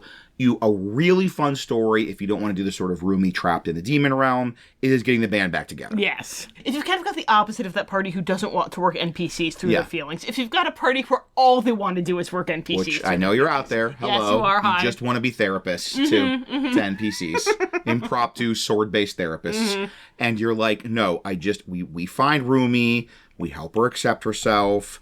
In this case, you know, Zoe and Mira are basically separate demon fighters doing their own thing. And once again, neither of them is doing very well because they don't have that unity. You help them get back together. You help them reconcile their feelings about the last battle. Maybe they both blame themselves. They both blame each other for what happened with Rumi. And you just help everybody in the end with a big group hug. And like you inspire that big group hug. And honestly, once again, I know there's groups out there. There is nothing that would do their hearts better than helping the ladies of Huntrix have a big group hug. So there's some suggestions for running a K-pop Demon Hunters influenced, themed setting story for your PCs. But we also want to offer some suggestions about adapting the rules or some optional rules you might want to use to give the procedural stuff, the Dungeons and Dragons dice rolling part of it, a bit more K-pop Demon Hunters flavor. And we're going to kind of look at sort of two issues. And one is, a couple of tweaks to make combat feel a little more like it is in the movie, but not just sort of like speed or pacing. But the second thing is the fact that combat needs to express the relationships. That isn't really a thing in Dungeons and Dragons, where you have the kind of internal and the external interconnected, but it's a huge thing in K-pop Demon Hunters. Mm-hmm. So the first suggestion we have, and this is kind of going off of the thing we mentioned about that use of coven magic. So we have that idea of using coven magic. The idea that if you are a hunter, and maybe this is a unique effect of the domain, maybe your PCs could get access to some version of it, either from being in the domain or some kind of like training with the hunters or with Celine or whatever, but they do get a kind of coven magic feature. Yeah. Where if they are within 30 feet of each other, they get access to a couple more spells. You could come up with a good spell list for Huntr style combat. Maybe they're getting like some paladin spells, like some smite or some spiritual weapon. And the other thing, speaking of, there is one exception to what I was saying, the idea of sort of the internal and the external, the emotions and the dice roll and connecting, and that's inspiration. Yes. And that's something I think is kind of slept on. I know one of the things they're doing with the 2024 set is, I think, trying to foreground inspiration a little bit more and make it more of a feature. And I think, I mean, it was, once again, this is not the first time we've said use inspiration as a major thing. And I think specifically use the inspiration pool system where everyone, which we suggested literally less than 2 weeks ago in the Emperor's New Groove, but that was inspiration for comedy. Yes. But in this case, it's kind of the normal inspiration for role-playing, but I think a big thing should be they have to be within 30 feet of sort of the coven to have access to that inspiration pool. Yes. It's kind of a joint inspiration. Yes. Like, you get your own inspiration, but then there's, like, the pool, and you can't do it unless they're, like, connected to them, yeah. Right. And so it's kind of almost a feature of that sort of Huntrix coven magic we're coming up with. I would also say, and this is going to be much more of a, like, this is a thing that's really tricky to mechanize in D&D. Yes. But like, if we had like half an hour to like derail and go into the nitty gritty here, we would. This was something that we were really trying to hammer out for a while. And then we decided that it was beyond the scope of the podcast. But we would, we'd love to see somebody else do it. Hit us on the socials if you think of a good, simple way to do this. But there needs to be some kind of rule for if your PCs give into that flaw, if they kind of give into that voice of Gwi-Ma, then they lose access to the inspiration pool. Mm-hmm. And they weakened that pool, because this is sort of Rumi separating from the others. And, we even see in the, takedown fighting on the subway, that whole, no, she's really off her game. Yeah. Like, they're still doing okay. They've still got access to the inspiration pool, but she doesn't. Mm-hmm. She's really off her game, even when they're in physical proximity, because she's so emotionally separated from them. And, to do that mechanically, you need some kind of whole subsystem. Yeah. Once again, we don't really have time for right now. Because the thing is, and we've talked about the Smallville RPG / Cortex Plus drama before. We love Smallville / Cortex Plus drama. But D&D isn't that. But it has the perfect system to represent this, and we would want there to be some way to be able to represent this in D&D, where it's the idea that, you're taking damage, essentially. Being insecure is the same thing as being hurt in Smallville. Yeah. So you're taking all of this damage to, your self-esteem, and that's giving you temporary drawbacks, but then you can throw all of that into a massive dice pool and come out singing "This Is What It Sounds Like." Exactly. And, that's kind of what we want, is we don't want it to just be, if you roleplay your flaw, then you're out of harmony and everything. We want to encourage them to go through that arc, roleplay the flaw, but then when they come out on the other side, they get even more bennies. And that's hard to mechanize. So, please let us know if you think of a way to do that. I've got, a suggestion that I'm going to put in the write-up. We don't want to do, rules corner. Yeah. But I'm going to put in the write-up if you want to get into it. But come up with something that feels right for your group that kind of gives you that Rumi arc. That fall and then rise. Yeah. Hey, more incentive to check out the write-up. Yes, indeed. Which will be linked in the show notes. It's free on DM Skill. If it makes you guys feel any better, in the write-ups we've had to keep going, guys, you need to listen to the podcast. You need to listen to the podcast, because none of the, D letters that haven't come with out-of-character stuff, like the Yule letter or the departure from Agrabah, have been on DM's Guild. And they're very important for the meta plot. And they're very important. Anyone who did not listen to the departure from Agrabah is going to have no idea what was going on in the Wonderland episode. Sorry, guys. So one final kind of teamwork rule I suggest, if they have this coven magic, they have access to the inspiration pool, that you say that as long as they're within 30 feet of each other, they can do the help action as a bonus action. And even allow that in combat with ranged. And that is going to be, I think, really interesting for setting up a lot of like teamwork combos, really encouraging them to come up with this. How am I like, oh, and then I dart over and I do this, or then I like hurl my sword like a boomerang and it swings around and like hits a demon around me, which gives you advantage on your next attack roll. And just, I really think it's going to lend itself to some Huntrix bathhouse style like combos. It could also be interesting. You don't want to do this if there is a rogue in the party, because you don't want to give everybody, be like, surprise, your special thing isn't special anymore. But you could even like give everybody a sneak attack, not for if you personally have advantage, only for the point of your allies is within 5 feet. And that can be a good, setting each other up thing. And don't do that if you have a rogue. Don't do that to your rogue. That's the sort of trying to make the teamwork and the unity and the emotion that is such a core part of the combat in this movie into a part of the rule set. But the movie, and this is an amazing part of one of its amazing movie, is it's so fast-paced, it's so cinematic, and Dungeons & Dragons is not those things. I mean, can you imagine running the bathhouse fight? Oh my gosh. In, like, normal rules as written, or like 5 Lord help rules. us, the subway fight. Or Lord help us, the subway fight. Just, I mean, even, like, very tricked out, full of multi-attack feat type stuff, like fighter, whatever. It's going to be, like, so slow and so tedious, whereas the whole point of those things is it's just, like, I'm snapping my fingers. It's this, like, super fast-paced, super cinematic, super kinetic fight scene. So, couple of the kind of general speed up combat rules. Use standard damage for the minions. I would use it for the hunters if it was up to me. Have inspiration, like have that list be public. Maybe consider having the AC be public so people can just like roll and tell you if they hit or not. As a flavor thing, I recommend whenever they're fighting demons, just like big clouds of demon, big swarms of demon, like in the bathhouse, use swarms. Like I am not as big a fan of standard damage. Just I like the luck. Yeah. I know. So like for me, it's worth it to take the time to roll the damage, but having the demons be swarms, that is exactly how they function. It's great. Yes. And then you could even then have the flavor of every hit they're taking at a demon. Like, as a point of flavor, it's not like, the water demon approaches you, clawing him. Like, I hit 4 damage. Okay. Yeah. And that's not K-pop Demon Hunters. No. K-pop Demon Hunters is every hit is a kill.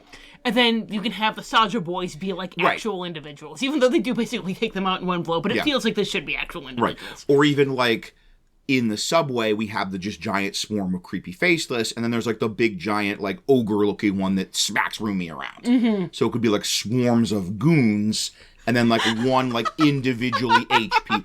And that one, it's okay that it's like a couple of hits. I just realized on the plane where it's like 3 demons, they're having to like do individual hits on them and everything. And what is it, like the law of inverse Daleks? Yes, like the more Daleks, or the inverse ninja ratio. Yes. There's one Dalek, you are out of luck, buddy. But if there's an army of Daleks, the Doctor's going to push some buttons and a big wave of light's going to kill them all. But yes, no, exactly. Like you have a little bit of that with the plane where it's like multiple punches. But most of the comment is like, no, a hit is a kill. Yeah. And you can imitate that if it's just a flavor thing, that it's a swarm going down in HP, but the sort of description of each hit on the swarm is a kill. Yeah. And then you even have the nice, like, the swarm damage usually goes down when it hits half. So that's even, like, that'll kind of give you that arc of, like, oh, the fight's getting easier because we are taking out some demons. them out. Also, I absolutely would describe this is the sort of classic hit points as like stamina. Like, they're not getting like stabbed and stabbed and stabbed and stabbed and stabbed and then they're okay. They have scratches and bruises max. Everybody on the Discord who's in your Crooked Moon game is listening to your speeding up combat stuff going, yep, he sure does that. Speaking of weird optional rules, because I'm kind of trying to make a different game. In the Tron game, I suggested this as well. I think it makes combat a little more cinematic and a little more fast-paced. It's using defensive roles instead of AC for the PCs. And once again, I'm not going to go into a whole thing here, but in the write-up, I will include a description of how I see this working. And it's something that I personally like a lot. I know it's a bit of an adjustment. It's weird. It's complicated. I'm not saying definitely do this. Just throwing it out as an option. And then one final point from kind of a narrative perspective, speaking of combat, I mentioned the whole, it's not like they're getting stabbed and stabbed and stabbed and stabbed, and oh no, if the demons win, they'll get to 0 hit points and fail their death saves and die. Like, there should always be what is the fail condition in the combat, and it usually shouldn't be like the hunters will die, because it's like, that's probably not going to happen. The PCs are going to die. I think there should be some other goal that combat is about. So a great example, we've mentioned the subway scene, and that is a whole, like, they lose, right? They win, I'm air quoting, doing a lot of hand gestures tonight. I'm air quoting, they win the combat in terms of straight D&D rules terms. They do enough damage to have all the bad guys go to 0 hit points and be gone, and initiative ends. But they lose the combat. Yeah. So having something almost like even a timer mechanic. We could even look at the bathhouse like that, because, they don't do a great job in the bathhouse. No. They are not like how it's done in the bathhouse. And then that old guy gets demon sucked, right? Like, he gets his soul sucked, and you could even be like, no, that's the consequence. They took this many rounds. Yeah. So some people are getting soul eaten by Gwi-Ma. Or, like, if they had lost how it's done, you don't make it to the concert in time. You're not giving them all that inspiration. Yeah, exactly. Like, the Han Moon rating's going down. The Han Moon rating goes down. Exactly. So you have, like, it could be people get their soul sucked. It could have the Han Moon rating goes down. Just lots of options. You could represent stuff with levels of exhaustion, kind of that being sort of the like mental exhaustion rather than physical exhaustion. Like, you even like stressed out. Definitely have an element of that with the subway fight, the takedown subway fight. You get the sense that they're really exhausted. Yeah. And also that fraying and that, like, failure in the combat and failure to save those people in the subway really is what kind of brings the relationship to the breaking point until the ending. Yeah. So we've talked about some rules potentially for combat. We've talked about some story possibilities. We mentioned kind of Jinu as the darklord, and I keep saying this is a very, like, read the write-up one.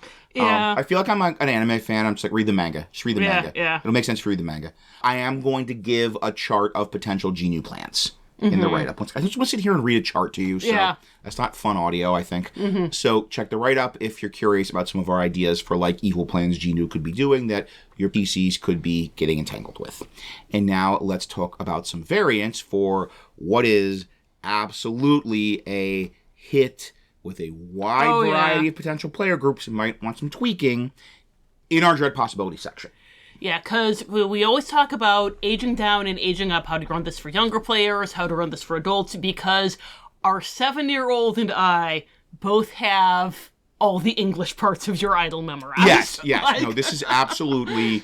You could have a table of 10-year-olds playing Dungeons & Dragons, and they want to do a K-pop Demon Hunters adventure. And in fact, I think if you had a table of 10-year-olds, it would be weird if they didn't want to do a K-pop Demon Hunters adventure. And a table of 40-year-olds who, since they're playing Dungeons & Dragons, I also assume desperately want to do a K-pop Demon Hunters adventure. Like, this is the 4-quadrant hit. And so we'll start with the aging down, doing it for that theoretical table of 10-year-olds. So for that table of theoretical 10-year-old players, the critical thing is kind of make things emotionally simpler. Yes. Like, I think the basic plot we gave you in the story section, the kind of the rescuing Rumi from the demon realm story is going to be perfect. Yes. And the critical thing here, and we even mentioned this as a potential thing with that Rumi story, everybody's, like, self-actualized. Like, Rumi has accepted herself. She loves herself. The girls know her secret. They love her. We had the big, this is what it sounds like, hug. It's just a matter of, like, getting Rumi back from this metaphysical prison. And everyone's okay. And the group's okay. And the 10-year-old players just get to, like, hang out with the ladies of Huntress and Bobby. And they get to rescue Rumi and have her thank them. And maybe they have a party at the couch. Yes. And, like eat a lot of snacks ramyeon. at the couch. Yes, and eat ramyeon and go couch. And in this case, I would not have Jinu be the Dark Lord. Absolutely. Because they want him, like, redeemed or redeemable. Because we told our before-mentioned 7-year-old that we were doing a K-pop Demon Hunters domain, and he got real excited. And he asked if Gwi-Ma was the Dark Lord, and we said, no, actually, Jinu's the Dark Lord. And my gosh, the look on his face, he I got felt a like little, a monster. So just have Gwi-Ma be the Dark Lord or one of the other Sajas. And you don't need psychologically complex Dark Lords for little kids. No, you don't. You can just you're have a big fire, a big angry face made of fire. Totally fine with it being Gwi-Ma. And Celine, like we're going to mention in just a second with the aging up, like there's a very strong borderline abusive parent subtext. Just don't get into that, and just like she's really strict and she's kind of neat. She's like the strict jerk parent. Although, to be fair to Celine, I saw somebody point this out on r/Kpop Demon Hunters. Right, yes. And I'd never noticed in a moment of quiet contemplation. Yes. But Rumi has clearly never thought of herself as a demon. Mm-hmm. So that does say something. That is true, Celine. yeah. Like, she sees herself as being, like, flawed and messed up. But this whole idea that she might secretly be a demon is something that Jinu's planted in her head. So, you know, to be fair to Celine, she could be a lot worse. Sidebar time, I think Celine is supposed to be an incredibly complex, messy character. Very flawed, but basically good character.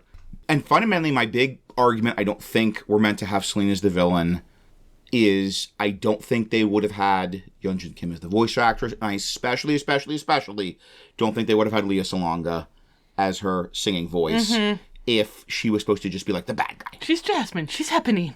Right, yeah, exactly. I think the cast is kind of a clue that Celine is supposed to be a flawed, in need of change, but fundamentally good character. She's move on. But that's my thought. Yeah. Anyway. And we will, for further AUs, don't worry, we're going to get to Celine as a Dark Lord for those of you who are like, Kolars, what are you talking about? She's the worst we hear. Hashtag Celine did everything wrong. Yeah.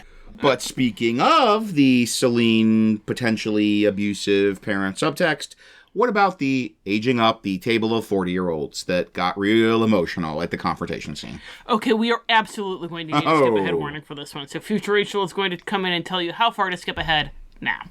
Yeah, you can probably guess where this is going. There's incubus stuff. We do reference drugs. There's a lot more discussion of the general atmosphere of shame and guilt and deliberately making people feel terrible about themselves and emotional abuse and etc. that you can get into if you dig it all under the surface of K-pop Demon Hunters. And there's a brief reference to eating disorders. If you want to skip that, it's almost exactly 6 minutes. Okay, yeah. We're using Incubus stats, guys. Yeah, you get we'll pick it up right? Here. And even, you know, when we were coming up with that chart of Jinu plans, like, a lot of them involved stuff with the possibility that he's auditioning people to be new Saja boys after the old ones got killed, or, like, things with groupies. That's gonna get so gross. Yeah. And, like, this idea of you get into a sexual relationship with Jinu and then he gets into your head. It's gonna be so, he's gonna be your horrible boyfriend. And just, oh my gosh. Yeah. It's taking a lot of the subtext and making it text, which is a recurring theme of our aging up sections. Like, you could make him the world's worst boyfriend, like we're kind of seeing with Rumi. If you wanted to do stuff with the kind of like pop star idol, like parasocial relationship with the fans, you could do a lot of stuff with him being the world's worst rock star. Yeah, right? yeah. There could be a lot of stuff there. That's once again a big subtext of your idol is the Saja boys are kind of the worst and most manipulative parasocial relationship. Like they are deliberately trying to evoke this deep parasocial relationship and then deliberately use that to bring, like, harm to their fans. Yes. And, like, even if your table doesn't want to go there with, like, a sexual aspect to that, it can still get into a whole lot of really gross things with, like, the Saja boys convince their groupies that they think of them as their friends and party with them and get them to do bad things. And then Jinu's able to emotionally blackmail them, and it's awful. Speaking of things that are awful, the music industry. Like I know the K-pop industry is pretty notorious, but is a general music industry problem. You know, with Saja boys, we're combining K-pop and boy bands. So, like, again, if you wanted to get into that idea of either Jinu is, like, auditioning humans to be the new Saja voice, to, you know, kind of be feeding him soul energy slowly, sipping it delicately like a fine wine. Or, like, that maybe the Saja boys are kind of like mentoring other groups. Yeah, we talked right. about this idea of bards going to Golden City to learn from them. You could get into a whole lot of awful toxic manager stuff. Yes. Oh my gosh, yes.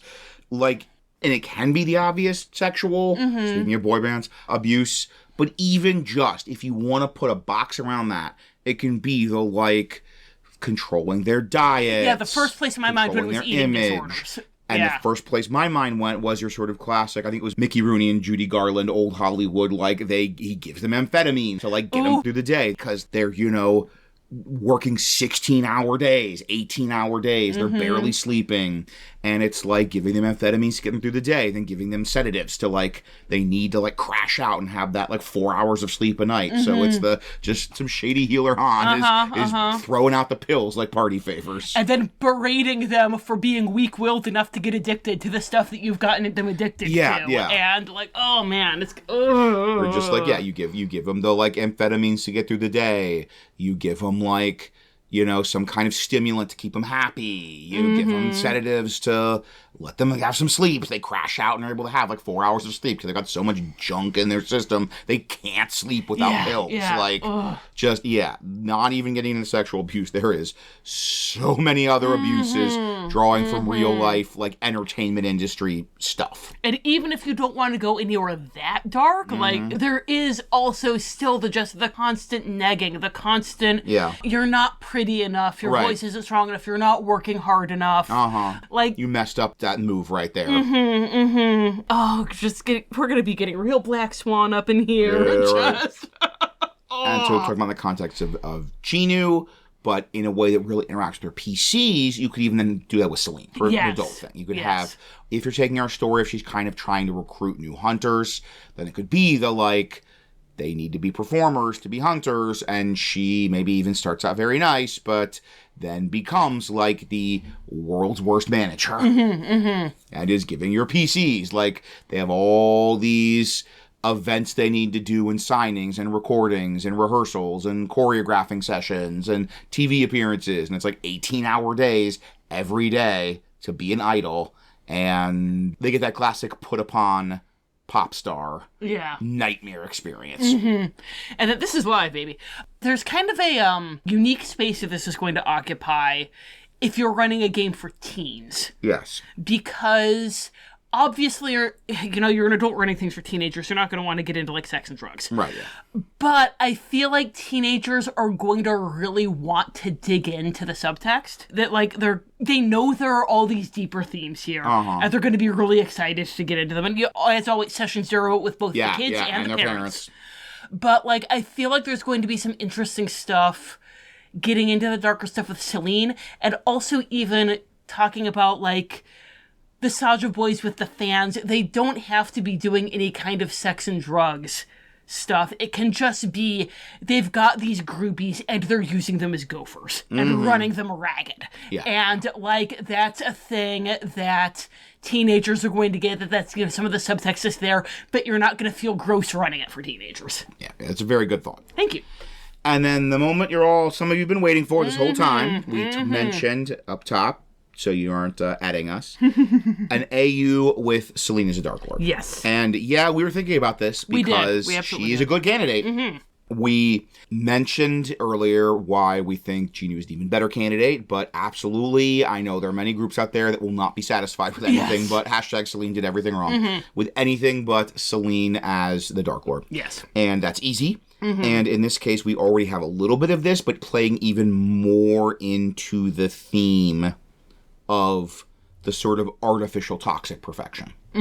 That, like, a big part of this domain is kind of everyone needs to be perfect and no one can ever admit their faults and fears. Yeah. And in this case, you probably should do the, like, Celine recruiting the PCs so they get a little bit of that, like, Rumi childhood experience. Yeah. So they get to kind of encounter that theme. And then you can even have the fake out that Jinu or Gwi-Ma is the darklord, and they think that, Celine is just this going to help them. That she's like the quest giver, No, she's not.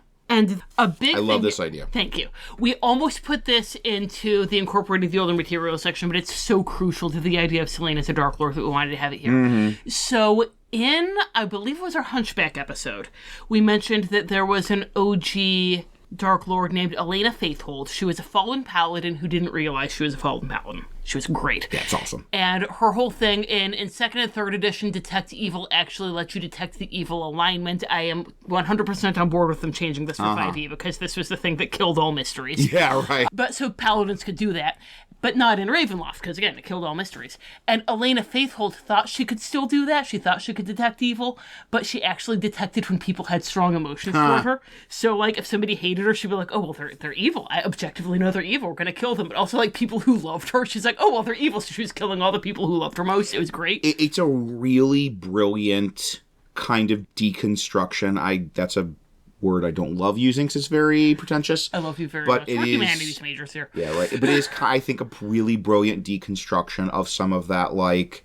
old D&D, like, evil is a thing that's on your character sheet. That, like, I, as a paladin, can objectively, cosmically, metaphysically say that someone is or is not evil. Yeah. And thus, I can respond with smiting. Yeah. And this is a wonderful, like, yes, you can bringing it more in, like, the real world. Like, well, you can believe they're evil, but you're not necessarily right. So, with Celine, we decided, what if we take that a little step further? I love this so much. Thank you. What if, when she starts suspecting you're evil, you start getting patterns? Yes, it's so good. So, Rumi might not even be half demon. Yeah. But, like, her mom had, like, a thing going with a demon and also with a regular guy. Yeah. And the regular guy is her dad. Or even, like, her dad was a demon, but she wouldn't have had any patterns if Celine hadn't been, like, human. Devil child. Yeah.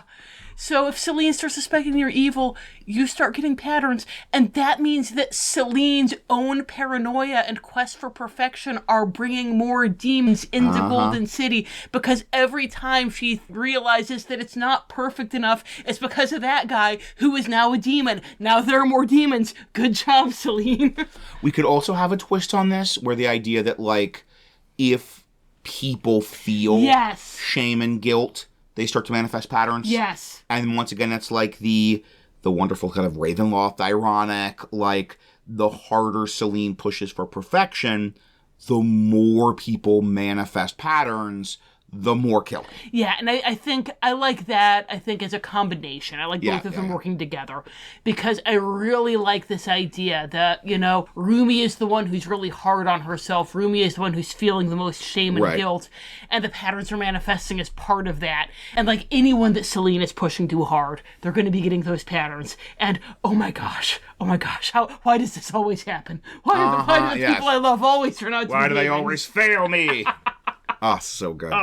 So, we have talked about running it for 10-year-olds that dressed as Rumi for Halloween, for 40-year-olds that dressed as Rumi for Comic-Con, and those 40-year-olds that dressed as Rumi for Comic-Con that really hate Celine, and that cried at the confrontation scene.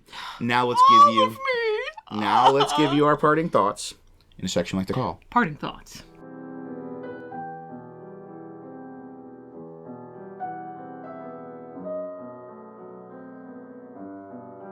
So, the first thing we'll have to do in parting thoughts is talk about the genres of horror of this setting. And this is a thing from Ben Richton's Guide to Ravenloft. And it is, I think, a really good part of that book where they go through these different genres of horror. They talk about how to, like, evoke that horror, aesthetics, like, things that could happen, monsters in the monster manual that could evoke that horror, and applies to different domains. So I think there's a really strong candidate here.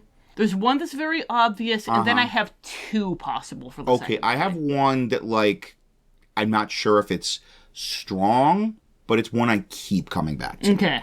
So I think the very obvious one is psychological horror. Absolutely. Yeah, I'm writing it down. I did not pre-write it in the notes, but I almost did. Yes, you thought it very hard. In this spirit of psychological. Everything we are saying about the horror of this domain is the horror of the voice in your head. Yes. It's the like horror of depression made manifest. You know, it is intrusive thoughts, the domain. Yes. Like, yes, it is just the core of the horror of this domain is the voice in your head that tells you you're not good enough, that tells you you're worthless, that tells you you're too much and not enough, that tells you you don't deserve a family. And that tells you you're a mistake and happened since the day you were born. That tells you you'll always be alone. Yeah. And that's like the super highway of horror. And even all of the like manifestation, the demons eating people's souls, sending them to Gwi-Ma, water monsters rising out of the bathhouse, like all of that is springing out of that voice in your head. Yes. Psychological horror, strongest possible candidate. So for the other candidate, there's one I'm going to say first, but then there's a second one that I think it might be the one that you keep coming back to. So the one I'm going to say first is dark fantasy, because K-pop demon hunters, that is they fight with swords. Probably the right answer for the second genre. There's demons, there's magic, there's... Yes. But I keep coming back to Gothic. Gothic. Keep coming back to Gothic. Keep coming back to Gothic. It's one of those... Gothic is so much a set of tropes and images and aesthetics. Yeah. That it can sometimes be hard to see the Gothic heart of some of these settings and domains that don't have those tropes. Yeah, there are no crumbling castles, cobwebs. Even, like... decadent noble houses. Yeah, like, Soul in the movie isn't Jinu or Celine in the way that, Castle Ravenloft is Strahd or Castle Dracula is Dracula, although the Han Moon is Celine. Yeah. You said yeah. And that, honestly, more than anything, is probably it's not that quite manifestation of the external, but you have a lot of manifestation of the internal manifesting externally. You have... Rumi cannot sing because she is lying to herself, because she's not in harmony. Yes. She cannot sing golden because she's not believe it. Yes. You've got, Jinu and Gwi-Ma both as corruptors. As corruptors, yeah. You've got the past. The past, yes. But so much of this story is the unfolding of the story of Rumi's mother. Yes, or of Jinu's past. Even. Or of Jinu's past, yes. The past reaching into the present, like the Tempter, there's so much Gothic here. Like, the one classic Gothic element's missing is that, like, location that is the manifestation of the Tempter. You know what? It's our podcast. Whatever, we can get through that. Okay. So, psychological horror and Gothic? Yeah. You know what? It's our podcast. We can do 3. You are so right. You are so right. Wait a minute. We don't work for Wizards of the Coast. Though, if you're listening, we're available. Yes. Our rates are very reasonable. Love you very much. But we do not work for Wizards of the Coast. We do not have to limit ourselves to 2 genres of horror. That is a self-imposed limitation based on the decisions of Wizards of the Coast. We can have it be Golden City, genres of horror, psychological horror, dark fantasy, Gothic horror. That's the secret sauce. We're going to cheers now. That's what you're going to hear. Happy 3 genres. Happy Han Moon. Clink. So then we like to talk about what sort of game is best to run in this setting. Some settings, like Barovia or Darkon, they're meant to really be a level 1 to 11, like full Wizards of the Coast hardcover, years of play campaign. Others, like the classic Ravenloft domain Odier, which is kind of the evil Pinocchio, sort of Children of the Corn-esque. Yes. Like, you go to this village and there's no adults, just children, and there's an evil Pinocchio that hates adults, turns you into puppets, tries to kill you. That's it. Like, there's not a level 1 to 11 hardcover WotC campaign book. Curse of Maligno set in Odier. Curse of Slappy. Yes. That both of these things are good, both are important, both are useful, both are necessary for a healthy Ravenloft ecosystem. This one, I think, is your multiple session. I think this to really dig into those psychological absolutely elements. Yes. Like, to have the pattern of you're fighting demons and you're getting the world, and then you can throw those twists. Yes. Of like, oh, actually, Celine's bad. Oh, actually, like, Jinu's bad. Yeah. Oh, actually, like, we need to rescue Rumi from the underworld. I feel like this isn't going to be a full Barovia. No, not quite a Barovia. Because you're not going to be able to maintain this level of emotional intensity that long. Like, you can't really have just a one-shot where you go and kill some demons. Because there's so much psychological stuff happening and so much and backstory. Like, to engage with the backstory, So this is one of those, like, you've got your ODRs and you've got your Curse of Straws for the giant hardbacks, but we've mentioned there are some of the, like, older second edition mods that are the paperbacks. Yes. that are, like, 60 pages long. This is one of those. I would say this is, like, your starter set. You know, Lost Mines or Stormwreck Isle. This is, like, level 1 to 4. This is, like, they level up 2 or 3 times over the course of this adventure. And it's kind of like there's this island and there are things to explore. There are factions. There are roleplay opportunities. But yeah, it's not Curse of Straw. No. So, speaking of the wide variety of classic Ravenloft domains and their narrative amount you would have in that domain, is there any, which we've mentioned several times, classic Ravenloft domains that you could incorporate into a K-pop Demon Hunters adventure? Sithicus. The thing we keep saying. Yes, just... Okay, if you want to try and find perfectly legal copies of Sithicus, it was in Gazetteer 4 and all of the Soth adventures. Like a lot of it's on the Ravenloft wiki. Yeah. And Night of the Black Rose is one of the ones that's on Kindle and Audible now. Woo! So, yeah, you can go read that. So, Sithicus, I don't want to toot our own horn, but, like, Sithicus was kind of a hot mess. It sure was. Because, like, it started out being the Dragonlance domain, but then they lost the rights to Soth, so it couldn't be the Dragonlance domain anymore. So it became, like, the Shame and Intrusive Thoughts domain, which is great, but there was all of this pre-existing Dragonlance baggage. And, like, even I went and reread Inza Kolvovich, the post-Soth Darklord. I went and reread her entry to, like, plummet for ideas. And, like, so much of New Sithicus was coming from a specific mod, I think. Like, there were a lot of proper noun guys. And I'm saying this as a woman who knows very much about Ravenloft proper nouns. I was really confused. So this is just kind of taking all of those shame and doubt and intrusive thoughts parts of 3rd edition Sithicus, chopping all the Dragonlance out and making them their own thing. So, you know, we just, like, closing the borders we took from that. You know, the whispers in the voice of Gwi-Ma when you get into the domain we took from that. Even, like, Jinu's curse is sort of like Inza Kolvovich's curse. You know, it was very, like, killing joke sort of, I'm bad, so I have to prove everyone else is as bad as I am because that way I don't have to doubt myself sort of thing. But she was, like, evil from birth, so there was really no tragedy or relatability, whereas with Jinu, it was like they did a bad thing. I seem to recall her torment was there are, like, good people in the world, which is very Skeletor. It's very Skeletor. But with Jinu, yes, it can be the intrusive thoughts, can be the I want to degrade everyone. Yes, to prove they're all as bad as I am, because that means I don't I'm have not to bad. feel bad. Yeah, I'm not a bad person. When everyone's a bad person, no one will be. Exactly, and it's such a better iteration of burns me inside that there are good people in the world. Yes, and I think that's what they were going for with her, but they didn't. They didn't sell it. So if you want some mechanical representations of this, I don't think 2E had this stuff, but 3rd edition Sithicus would be the way to go. You know, we mentioned the possibility that Van Richten knows Celine. Probability. That Van Richten knows Celine. But did they have Van Richten's curse in Curse of Strahd? Did they also have Curse of Van Richten? Okay. So Van Richten had a Vistani curse. His son... They do have the, like, backstory of he kills... He hates the Vistani because of his son, and he killed a bunch of them. Like, that's there. So when he killed a bunch of them, and, like, they all go down under this horde of undead because Aslan strikes up a deal with him through speaking through the mouths of zombies like he did with Dee. It's pretty sick, yeah. And as the Ronnie goes down... She curses him and says, "May you live always among monsters and see those you love die under their claws." And everyone Van Richten cares about dies. This is just a set fact of life because of this curse.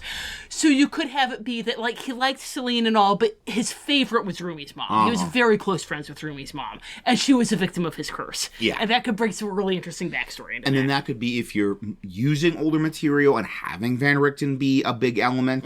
Like a lot of your classic second edition was like kind of structured around Van Richten's adventures and experiences and the kind of other NPCs he's befriending. It's super easy to transition then into Golden City. Absolutely. And then you could even have a very interesting thing when he finds out about Rumi. Like, but at the same time, he wants to keep his distance because if he comes to care too much about Rumi, she's going to die too. But he really doesn't like the way that Celine is raising her. There's some really potentially juicy stuff here. And that, talking about the... Speaking of Aslan. So we mentioned this in the... Tower of Doom book club of Dread. It came up in there. It was one of the best scenes in that book. There's a thing Aslan does occasionally where he will throw these decadent parties, which doesn't sound much like Aslan, but it's so that he can watch the stupid meat sacks degrade themselves and be above it all, and then he has blackmail material over them. And the way that he does that is through this berry that only grows in Darkon called Somnos berries that ferments to make a delicious wine. And if you drink Somnos wine, not only do you take wisdom damage, because that's what alcohol does to you in general, right? But the more wisdom damage you take, the more your alignment shifts toward chaotic evil. Like, first your lawful to chaotic starts shifting, and then your good to evil starts shifting. Nice. So you're doing this at this party, and Aslan's just sitting there, making a list. Checking it twice. And he has this over you for next time he wants something. And that is so Jinu. The Saja boys throw the craziest parties. And Somnos is flowing left and right. Groupies a go-go. Groupies a go-go, chugging Somnos, and then doing horrible things. Right, every decadent rock star party cliche. And more. Because if the Somnos is making them go chaotic evil, this is like satanic panic rock star party cliches. That, like...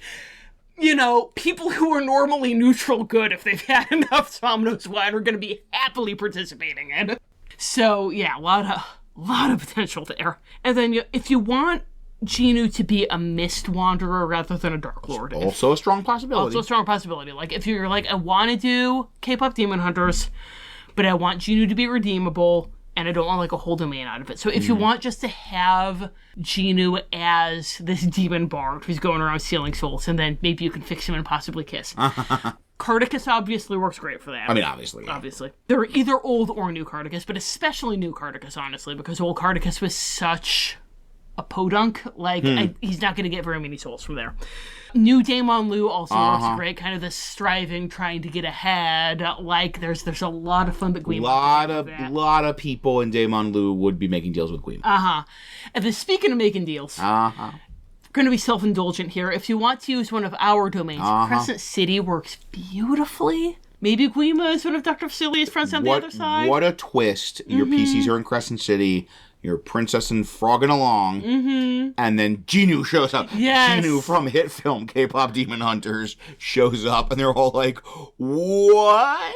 Like, maybe Gwi-Ma's one of Dr. Facilia's friends on the other side. Maybe Dr. Facilia hates this guy. Yeah. They're like competition for souls.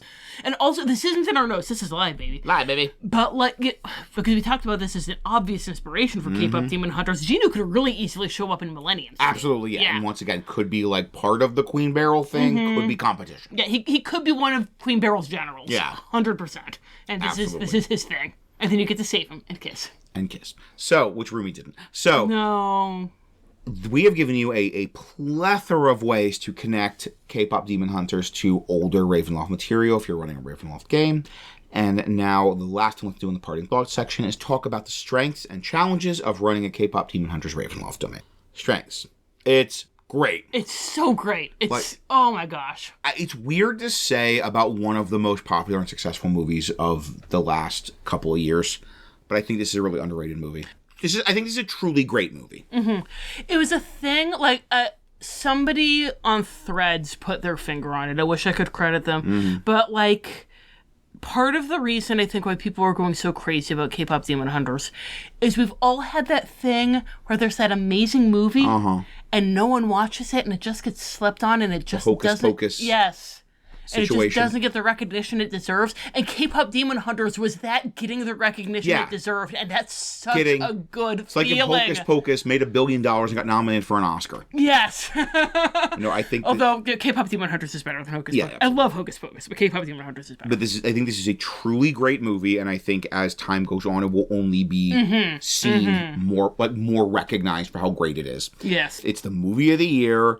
It is, as of recording, we don't know if it won the Oscar for Best Animated Film. Yes. So, but I think there's a good chance. Find out next weekend, I think. Find out next weekend. And it is so beloved. People love it so much. Our town does a big, Halloween event before Halloween, kind of a community Halloween trick-or-treating thing. And we saw, dozens of roomies. So many roomies. So many roomies. Couple of Miras. I think we saw Soulja Boy. We saw a Zoe or two. Yeah, a Zoe, yeah. I can't remember if we saw Soulja Boy. We definitely saw a Zoe or two. I think we saw Soulja Boy. And, this is just groups of all ages will be delighted, will be joyously happy to do a K-pop Demon Hunters inspired adventure. I know there already is been announced. It's called Idols of the Neon Dark. It's going to be a K-pop inspired D&D setting, which can't legally say it's doing K-pop Demon Hunters, which is something in the write-ups I deeply sympathize with. Yes. By the way, Rachel doesn't know this yet, but for the write-up, I'm just going to use, the voice actor names for all the characters. Nice. So Huntress is going to be EJ, Audrey, and Ray. Excellent. And then EJ was part demon and got sent to the demon realm by Ghost King. Nice. Incidentally, is it Audrey Nuna who's Zoe? That is Rayami. Rayami. Rayami from College Park. From College Park. Yeah, yes. so she's a Maryland girl. Proud, crab-eating, cool flag-waving Maryland girl. A K-pop Demon Hunters-inspired game gives you opportunities for good role-playing. It gives you a chance to have the PCs, have all these NPCs they love, and have great role-playing with them. By taking Rumi off the board, if I do pat myself on the back a little bit, it means the PCs can be the main characters. Yes. And so much of the relationship drama in this setting is expressed through magical sword fights. Yes. And that's kind of the sweet spot for Dungeons & Dragons. For a lot of people is, I want a setting and a story and a world and a situation where our relationship drama is expressed in magical swords. I really feel like if you notice the tensions within your party are about to bubble over, then sending them here is going to be a fantastic thing to do. We're this is a great place to be I want to do a lot of intense relation stuff, role-playing, but also be rolling initiative and having magical sword fights. Yes. And also you can have some genuine uncertainty and twist. You go to Crescent City, is no surprise Dr. Facilier is the bad guy. But this is is Jinu the bad guy? Yeah. Is Celine the bad guy? You legitimately can have some suspense and uncertainty with your PCs. But what about the challenges? It's a bit of a narrower setting than some of the other ones, just because everything revolves around K-pop and performance. Yeah. That might be kind of tricky. It'll be great if you have bards. But since everything is so... What if you don't have a bard? So performance focused. We didn't talk about that a whole lot, but it might be an issue. And then, I think the biggest thing is that in our canon version, we have Jinu as the Darklord, and for some fans, it's really going to be a problem. Our son. Yeah, like our son. It's really going to be a problem if Jinu was an irredeemable villain. Not just because they like Jinu, but because it is counter to the themes of the movie. Yes. And it is against the spirit of K-pop Demon Hunters. I feel like if you're going to do that, then you really need to have a storyline where you save Rumi, not just physically, but also spiritually. To prove that it's not this black and white world where demons are bad and people are good. It's not the good. Elena Faith Hold world. Exactly. I feel like Celine as a Darklord is more in keeping with the themes of the movie. Yeah. But there wasn't enough there. Yeah, so, if you're going to have Jinu as a Darklord, make sure that you have some of that, redemptive tissue. Right, you have a story about redemption happen in this setting. So that you don't have... And about self-acceptance. Yes. So that your players who ugly cried, this is what it sounds like, don't send you an email after the game saying that they're not coming to the next session. Yes. So if you want to send us an email yes. saying you're not coming to the next session because of what we did to Jinu. Or please, pretty please, send us an email about how mechanically you would do this. Have the arc, you take penalties, but then get a giant bonus at the end. How can they contact us? Well, you can email us at wonderfulworldofdarklords@gmail.com. You can find us on Patreon, Tumblr, or Facebook at Wonderful World of Darklords. On YouTube, we are just Wonderful World of Darklord. And if you want to find Paladin Ponies fiction, I am so excited to see where this is going. And then speaking of our Patreon... So we are, as of this time this drops, we should be about halfway through our Listener's Choice poll. It started on April 1st. The people on our Patreon, on our Discord, chose through a democratic process 4 to 5 nominees. But everyone can vote on which of those 4 to 5 nominees is going to be our November episode. As of recording, we are still in the nomination stage. We have no idea which 4 to 5 are going to make it onto this ballot that you guys are seeing.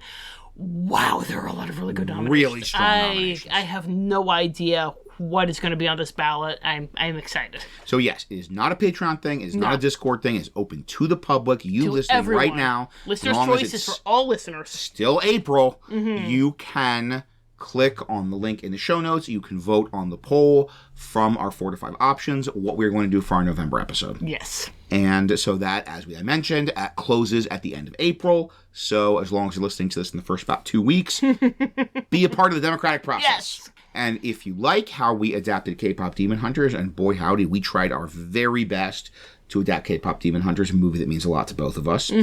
I also have a number of horror movies I've adapted into D&D Adventures, and that was a lot easier because it's just to do a spooky horror adventure. And those are available in the DMs Guild. If you followed my advice at several points in this episode and went to the DMs Guild write-up, you can just click on More by this author. By the way, if you do go to that DMs Guild write-up, that picture on the cover, yes, we know we have permission to use because our daughter carved that pumpkin. Yes, indeed. that is a personal jack-o'-lantern photo. Yes. And if you like our thoughts on running this for younger players, we also have some resources for running more horror, spooky adjacent D&D games for younger players. And then speaking of spooky things for young people, I have a picture book, Mother Ghost, Nursery Rhymes for Little Monsters, 13 classic nursery rhymes written to be about Halloween. I also have several short stories for adults on my website, www.rachelkolar.com, most of which are available for free. Speaking of next month, in the past few years, we have done Marvel May. We are doing something different this year. It is a special. We are not doing a Disney movie, quad Disney movie for May this year. We're starting our summer theme early. Our summer theme was too big for 3 months, so we're doing it in 4 instead. So we're starting in May, and that might be a little clue, other than the clue you're about to hear from our narrator, Dee. Until then, thank you for listening, and happy gaming.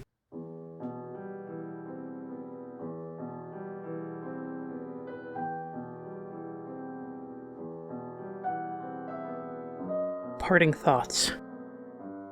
It has been 2 days since my encounter with Jinu, and I've had time to think. He had seen the purpose of my scars at a glance, and some part of my mind knew immediately what that had meant. He had correctly read the emotions on my face as shock, horror, betrayal, but he could not possibly have known their true cause. You cannot imagine how desperately I have racked my brain for another explanation. I do not want this to be true. I do not want to know this. But there's only one conclusion that's plausible or even possible. I remember how closely you examined my scars in Darkon after I returned from the Boiling Isles, Yensid. I remember thinking that if you had been any other man, I would have worried that your interest in them was lascivious, but I knew that your obvious curiosity was entirely academic. Even though you studied them for some moments, any self-consciousness I felt was that of a creature on a laboratory table. Jinu half glimpsed my scars, blurred and robbed of their magical auras, and he knew their purpose at once. Am I to believe that you scrutinized them when they were at their full power and thought them to be nothing but souvenirs from the torture chamber? You knew. Thanos tortured me, and then he continued to torture me every night for the better part of a year. He ground down my will beneath his heel until the best of me was gone, and he forced me to advise him on the most effective means of slaughtering his victims, and in case I did not offer him enough of myself, he also made me counsel him on how to break me entirely, and when I begged you for help, you told me that my nightmares were stress or my wild magic. You implied that all of it came from some defect within me, and all the while you knew. Even after everything, I was still foolish enough to believe that you... I am done with you, Yensid. I am done. You told me that you would give me power, and that you would protect me, and then you allowed him to make me more powerless than the Sanderson sisters ever did. It was bad enough when I thought you simply failed to uphold your end of the bargain. Now I see you chose to break it. You could have made it stop at any time, and you didn't. There is no place for either trust or devotion here, and I will not continue this farce. I am going home. If you desire a report on some other wretched hive of scum and villainy, you can give this commission to whatever new lackey can stomach you until they too learn the depth of your lies. Go to hell. By focusing solely on the pieces, you continually fail to see the board. I never break my word. My protection was never withheld, merely unseen. Nor were you ever in any true danger, Miss Dinny. Otherwise I would have intervened. Of course, it is often easier to lay the blame at the feet of others than to address one's own failings. You sought my tutelage so you could protect your family. However, beneath that guise is your ever-present desire to protect yourself. You wish to no longer be a liability, a helpless soul that someone else must rescue, and you have learned to save yourself. Is that not what you wanted? Ah, but I often forget how young you are, how emotional, how mortal. You wish to withdraw your service? Very well. However, such matters must be settled in the flesh, as it were. You shall find the proper Miss Talisman in your bag of holding. Should this fail to bring you to me, my agents shall escort you here.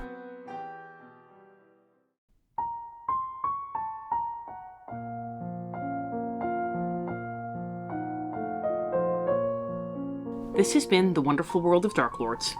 We have no affiliation with Disney or Wizards of the Coast. All music recordings used in this episode are in the public domain and were obtained through museopen.org. Titles and links are in the show notes. Dialogue for Yensid was written by Aslan Rex himself, who you can follow on Tumblr at Darklord Aslan. The Wonderful World of Darklords logo was designed by Haylight Jones. You can find links to their work in the show notes. If you'd like to support the show, look for us on patreon.com or find our tip jar on Red Circle. Thanks for listening.